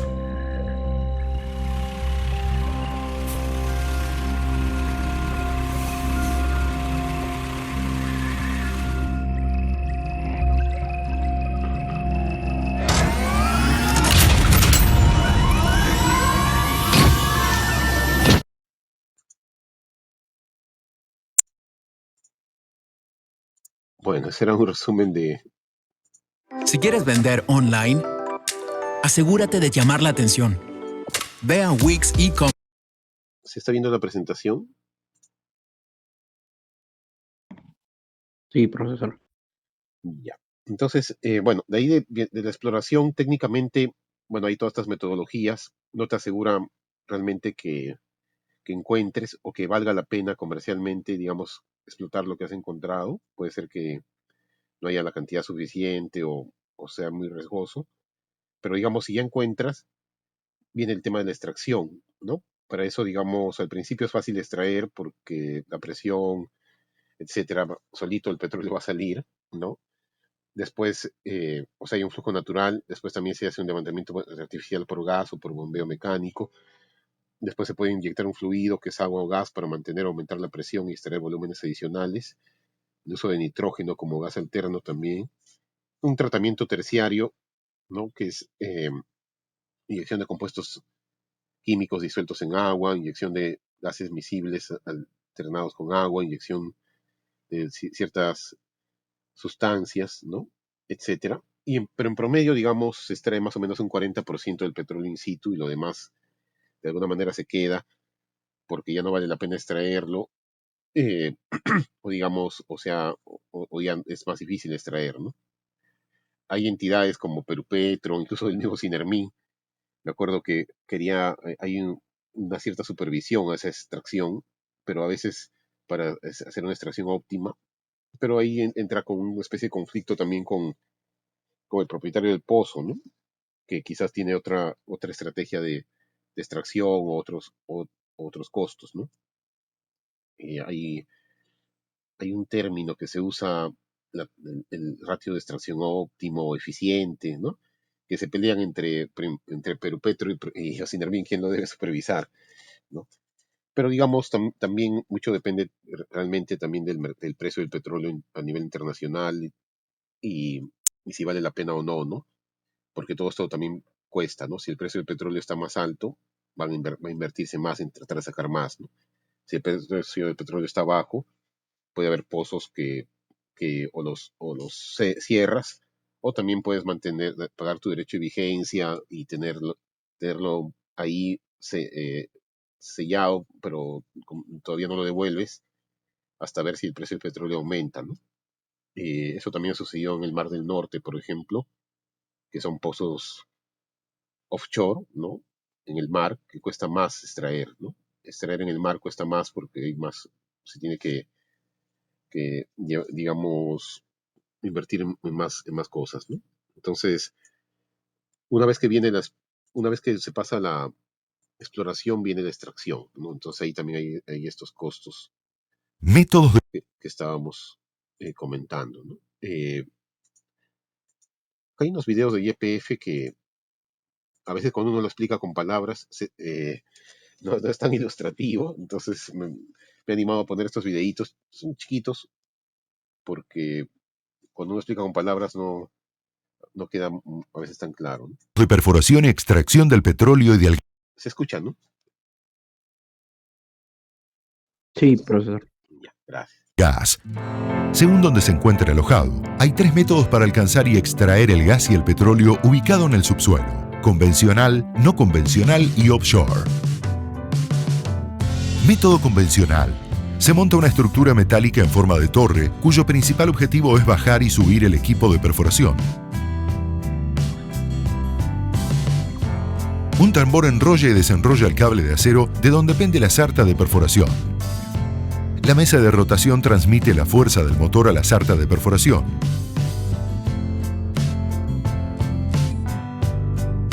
Un sistema de lodos prepara, almacena, bombea, inyecta y hace circular permanentemente un lodo de perforación por el pozo.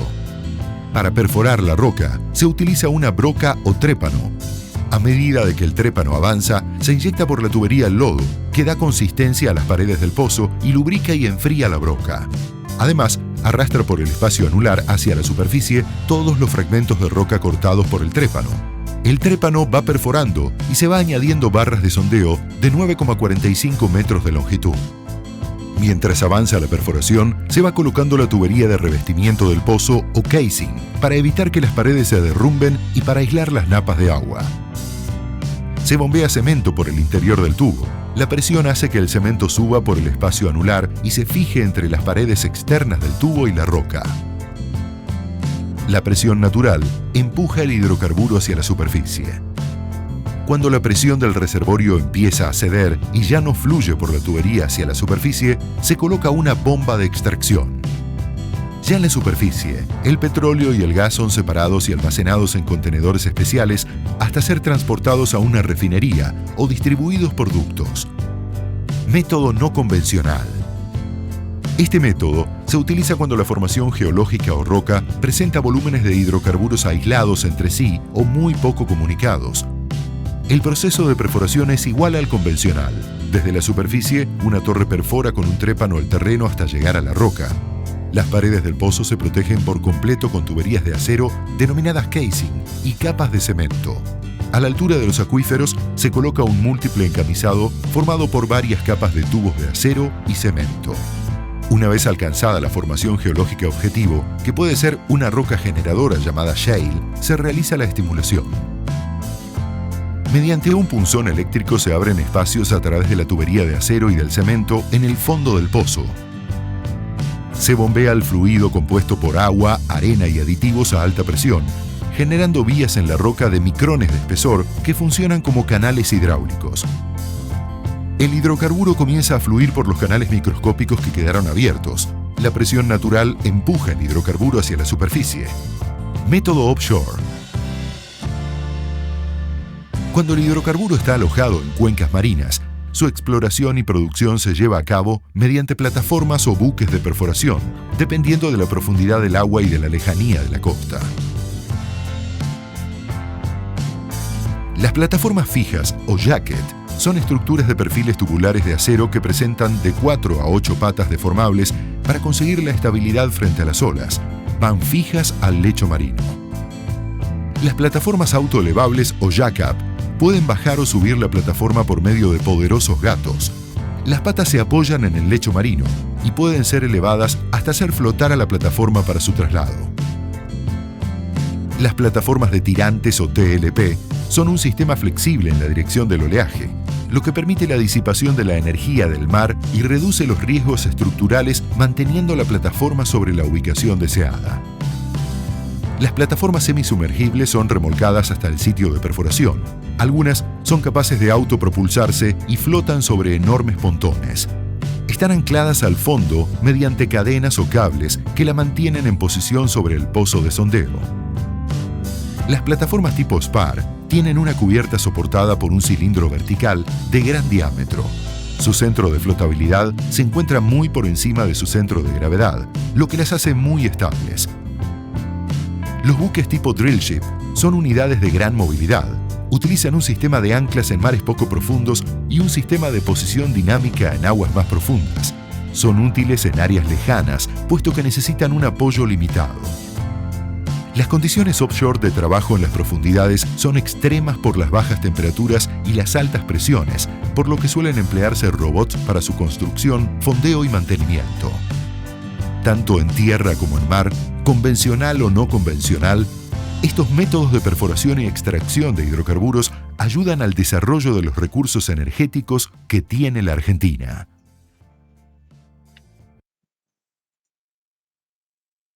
Bueno, ese era un video sobre la explotación del petróleo, de los 3 métodos, y cada método, pues sea, bueno, primero el convencional, el no convencional y el offshore, ¿no? El no convencional surgió cuando los esquistos bituminosos que siempre han existido y después de digamos, varias décadas de investigación, se vio que se podían explotar, ¿no? Con el fracking, ¿no? Igual en el gas natural. Entonces esa forma de generar ciertas grietas y después sacarlo. Y eso generó también un auge en el gas natural, ¿no?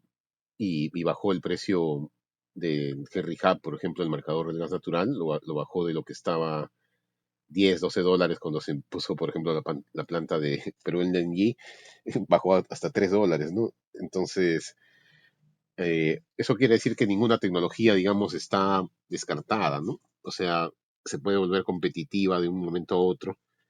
Eh, Incluso el carbón, por ejemplo, que que muchos dicen que ya debería dejarse de usar, igual están investigando y viendo otros métodos para quitar, igual usar el carbón, pero reducir su impacto ambiental, ¿no? Entonces, y bueno, y el caso del offshore, que son estos pozos en el mar, sí es más costoso explotarlo. Yo creo que ahí sí hay un problema.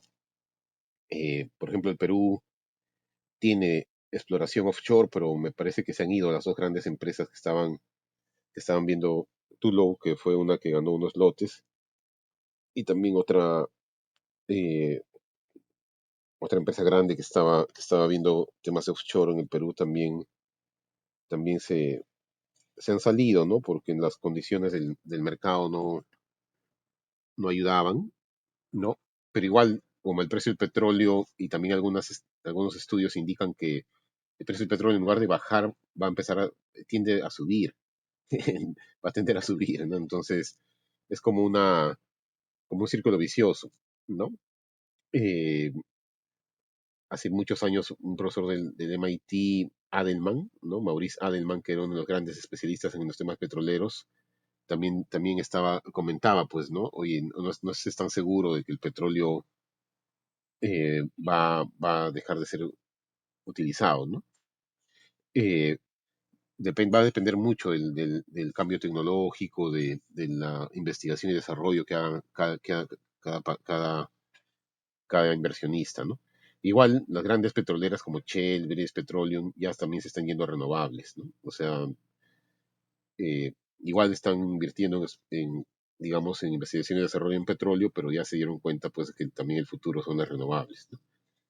Pero bueno, yo creo que nada está dicho, pero sí, de alguna manera, eh, yo creo que ya se llegó también a cierto límite de qué más se puede hacer con el petróleo, ¿no?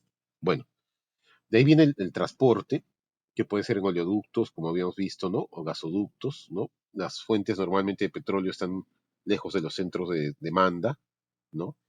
Dentro de los oleoductos también se puede mezclar tipos de crudo y se puede hacer, por ejemplo, en el oleoducto norperuano, los diferentes pozos tienen diferentes tipos de crudo y se puede mezclar y más o menos se puede saber qué proporción viene de cada uno y la refinería a la hora de pagarles también les paga en esas proporciones, ¿no? También se pueden usar barcos, ¿no? Barcos petroleros, ¿no? Que pueden transportar petróleo crudo o derivados. Y ya un transporte ya más minorista puede ser camiones, ¿no? Etcétera, ¿no? Bueno, ahora en el caso del gas natural, hay el micro LNG o el gas natural liquefactado. Bueno, acá están un poco los famosos oleoductos o gasoductos también, ¿no? Que tienen costos, digamos, tienen impacto ambiental, afectan propiedades. Cada vez es más difícil hacer estos oleoductos o gasoductos por los temas sociales, ambientales, que ahora se cuidan más, ¿no? Cuando Rockefeller puso, creo que sus 6.000 kilómetros de oleoductos, los hizo bien rápido, pero, digamos, cada vez es más difícil por todos estos impactos. Pueden que tener alto ruido, ¿no? ¿No? Las compresoras, las bombas, los motores pueden generar ruido. Por otro lado, también a nivel económico, eh, hay toda una regulación de libre acceso, ¿no? O sea, esos oleoductos tienen que tener una tarifa que no discrimine a quienes usan, ¿no? Por ejemplo, en el caso del oleoducto norperuano, la tarifa la pone Petroperú y la pone en base al costo medio. Y justamente cuando yo estaba en el ministerio quisimos ver un poco esa tarifa porque usaban el costo medio, pero cuando había poco, por ejemplo, ahorita se transportan creo que 40.000 barriles, pero, pero si se transporta menos, el costo medio aumenta, ¿no? Entonces la tarifa aumentaba. Entonces era como un círculo vicioso, porque conforme menos se transportaba, la tarifa se volvía más alta, entonces se hacía menos competitivo el oleoducto, ¿no? También se puede calcular en una tarifa de largo plazo, como en Camisea, que se considera la demanda de 30 años y no se ponía la tarifa en base al costo medio anual, sino el costo medio de largo plazo, de los 30 años. Y por otro lado, tiene que haber libre acceso a todos. En el caso peruano, por ejemplo, el ducto de Camisea sí tenía exclusividad los 10 primeros años para el explotador de Camisea, ¿no? Si en los 10 primeros años alguien más ponía un pozo, tenía que salir por otro oleoducto o esperarse que se cumplan los 10 años. Pero ya se cumplieron, ¿no? El 2014, entonces ya se perdió esa exclusividad y el gasoducto de Camisea es de libre acceso, ¿no? Eh, igual que los oleoductos, ¿no? Los oleoductos económicamente son lo que se llama essential facilities o facilidades esenciales, ¿no? Que tienen que tener libre acceso, ¿no? Y bueno, y hay todo un tema de mezclas y compensaciones, ¿no? Se pueden meter diferentes tipos de crudo y se tienen que implementar mecanismos de, por ejemplo, tarifa por distancia, eh, compensación por el grado API, por el grado, digamos, de valor de mercado de los diferentes tipos de crudo, ¿no? Eh, etcétera, ¿no? Pues, por ejemplo, en Camisea, o mejor dicho, en oleoducto, no me acuerdo bien si hay tarifa por distancia, ¿no? En los mercados más sofisticados hay tarifas por distancia. Bueno, después viene la refinación. Ahí también ustedes que son ingenieros, aunque creo que la mayoría son más ingenieros de electricidad, ¿no? Pero digamos, hay los procesos de destilación, de craqueo, ¿no? La destilación atmosférica o topping, ¿no? Que es el proceso que consiste en calentar un líquido hasta que sus componentes más volátiles pasan a la fase de vapor y después prácticamente se van ordenando, ¿no? En la torre de destilación, ¿no?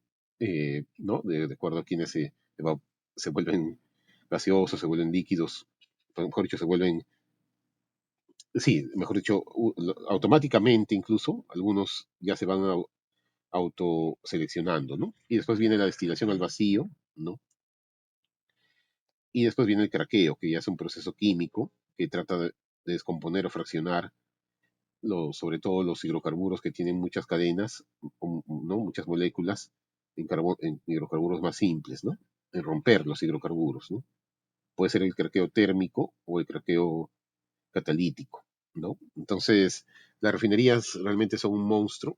Yo no pude ir a la refinería de Talara cuando la estaban construyendo, eh, pero son unos monstruos. La refinería de Talara tiene incluso procesos que pocas en el mundo tienen, ¿no? Y bueno, y hay un costo-beneficio, ¿no? Cuanto más procesos tengas de refinación, vas a poder sacar derivados de mayor valor agregado, ¿no? Ahí está la parte, ¿no? Pero tienes que ver también qué tipo de crudo, o sea, puedes meter un crudo también eh, más pesado y, y con esos procesos le generas un valor agregado, pero tienes que ver cuál es el margen de refino que tienes y, y optimizar, ¿no? Entonces, en la siguiente clase vamos a ver un poco un ejemplo de programación lineal, así sencillísimo, pero de cómo optimiza la refinería, ¿no? Dado el margen de refino que tiene de cada, de cada combustible, ¿no?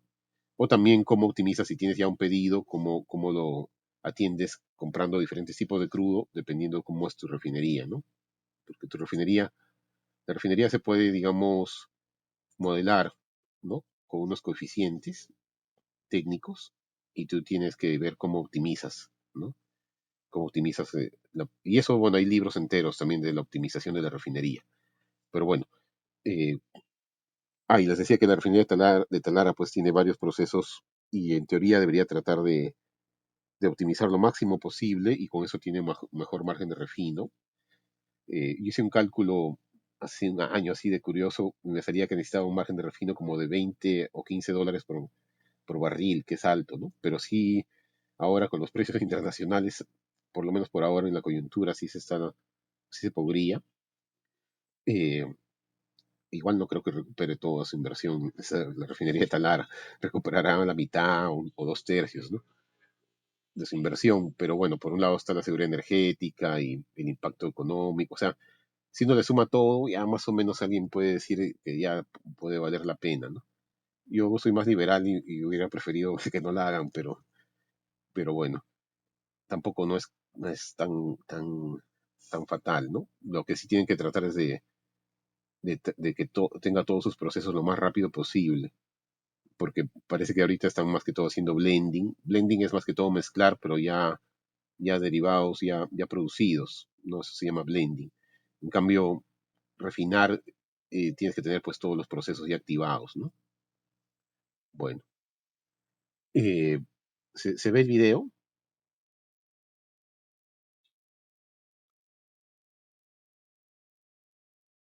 Sí, ¿no? Sí se ve, profesor. Ya. Bienvenidos.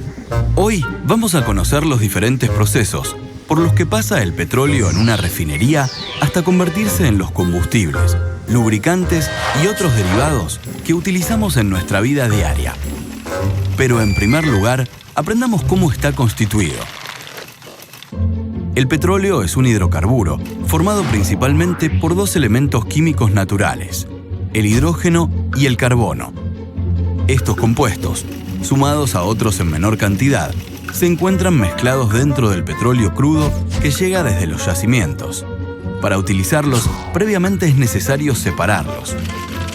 El crudo se calienta en el horno hasta alcanzar la temperatura de destilación. En la torre de topping empieza el fraccionamiento, separando las cadenas de hidrocarburos. Cuando el petróleo entra en la torre atmosférica, la temperatura hace que los hidrocarburos más livianos se evaporen y asciendan, mientras que los más pesados quedan abajo.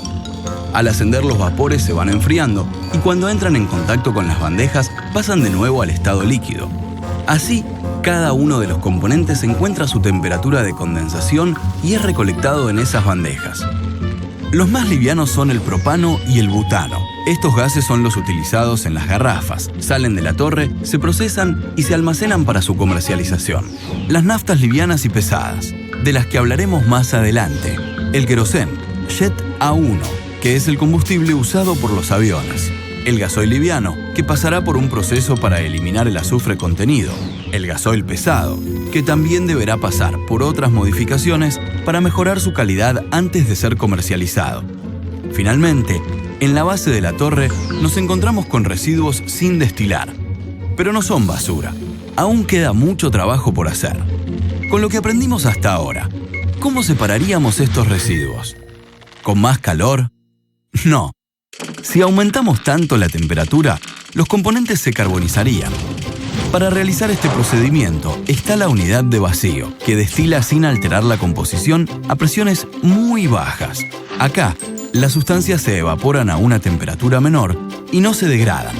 De esta manera obtenemos nuevos componentes, gasoil liviano y pesado, que son enviados a un tratamiento para su comercialización posterior, además de un residuo pesado y muy viscoso. ¿Ya no se puede hacer nada más? Claro que sí. El proceso continúa para obtener más derivados. Este residuo está formado por cadenas de hidrocarburos largas y pesadas que deben ser rotas en partes más pequeñas para usarlas. Aquí entra en función la unidad de craqueo térmico o coque. En este equipo el producto se calienta a 500 grados y pasa a las cámaras de reacción. Los componentes pesados se rompen y forman componentes más livianos. Por la parte superior de las cámaras salen los gases que son enviados a la torre fraccionadora, donde vuelven a separarse por destilación, obteniendo otros gases, naftas, gasoil y gasoil pesado. Con todo lo que vimos, podemos asegurar que se puede obtener del petróleo una gran cantidad de compuestos, pero todavía hay más. En las unidades de topping, vacío y coque, obtuvimos gasoil pesado. Necesitamos convertir este producto en uno de mayor valor comercial. Para esto, usamos la unidad de craqueo catalítico, donde partimos las cadenas largas de hidrocarburo del gasoil pesado y formamos numerosos compuestos de cadenas más cortas. Los gases metano y etano, que son el combustible de los hornos de la refinería. Los gases propano y butano, utilizados como materias primas en la industria petroquímica. Combustible para automóviles, que va a formar parte de la nafta super e infinia. Gasoil, que será el combustible de una amplia variedad de maquinarias. Además, si combinamos una pequeña porción de gasoil liviano con una parte mayor del fondo de vacío, obtenemos fuel oil, el combustible de los barcos y las centrales de energía eléctrica. Pero vayamos a ver qué pasa con el más conocido de los combustibles, la nafta. El combustible que viene del craqueo catalítico se fracciona antes de llegar a la mezcla final. La parte más liviana se dirige a la unidad TAME para producir naftas de mayor calidad. La otra parte, junto con las naftas que vienen del topping y del coque, van a la unidad de hidrotratamiento, donde entran en contacto con hidrógeno y las reacciones químicas suprimen los metales, azufre, oxígeno y nitrógeno. Se eliminan no solo porque bajan la calidad de la nafta, sino que además son contaminantes del medio ambiente. Ahora, sin estos elementos, la nafta será mejorada y se incrementará su calidad modificando las cadenas de moléculas.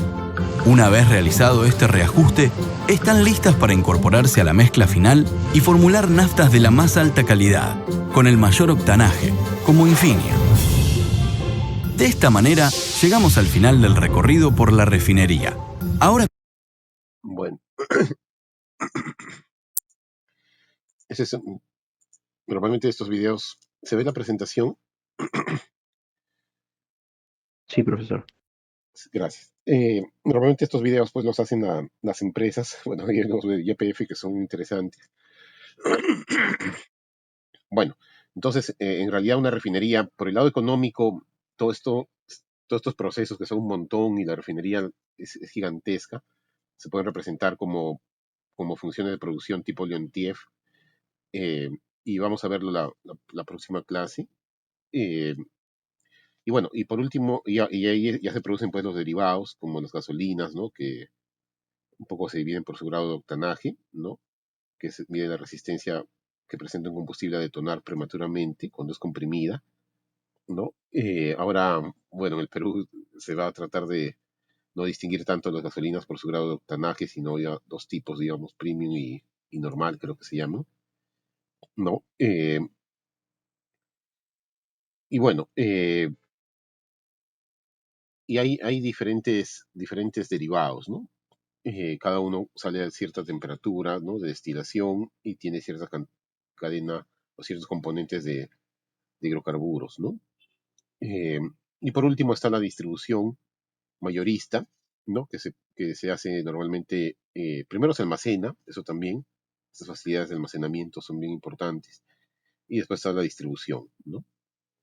Mayorista y después la minorista, ¿no? En la minorista ya se junta con la comercialización minorista, entonces hay todo un tema por ejemplo, cómo son estos negocios, si son abanderados, si venden otras cosas, el tema de seguridad, ¿no? Etcétera. Es un tema más digamos,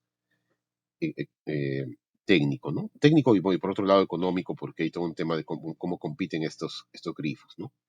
Bueno, hasta ahí yo creo que hemos avanzado, y la próxima clase ya vamos a entrar un poco ya a los modelos económicos de la industria del petróleo, ¿no? No sé si hay alguna consulta hasta acá.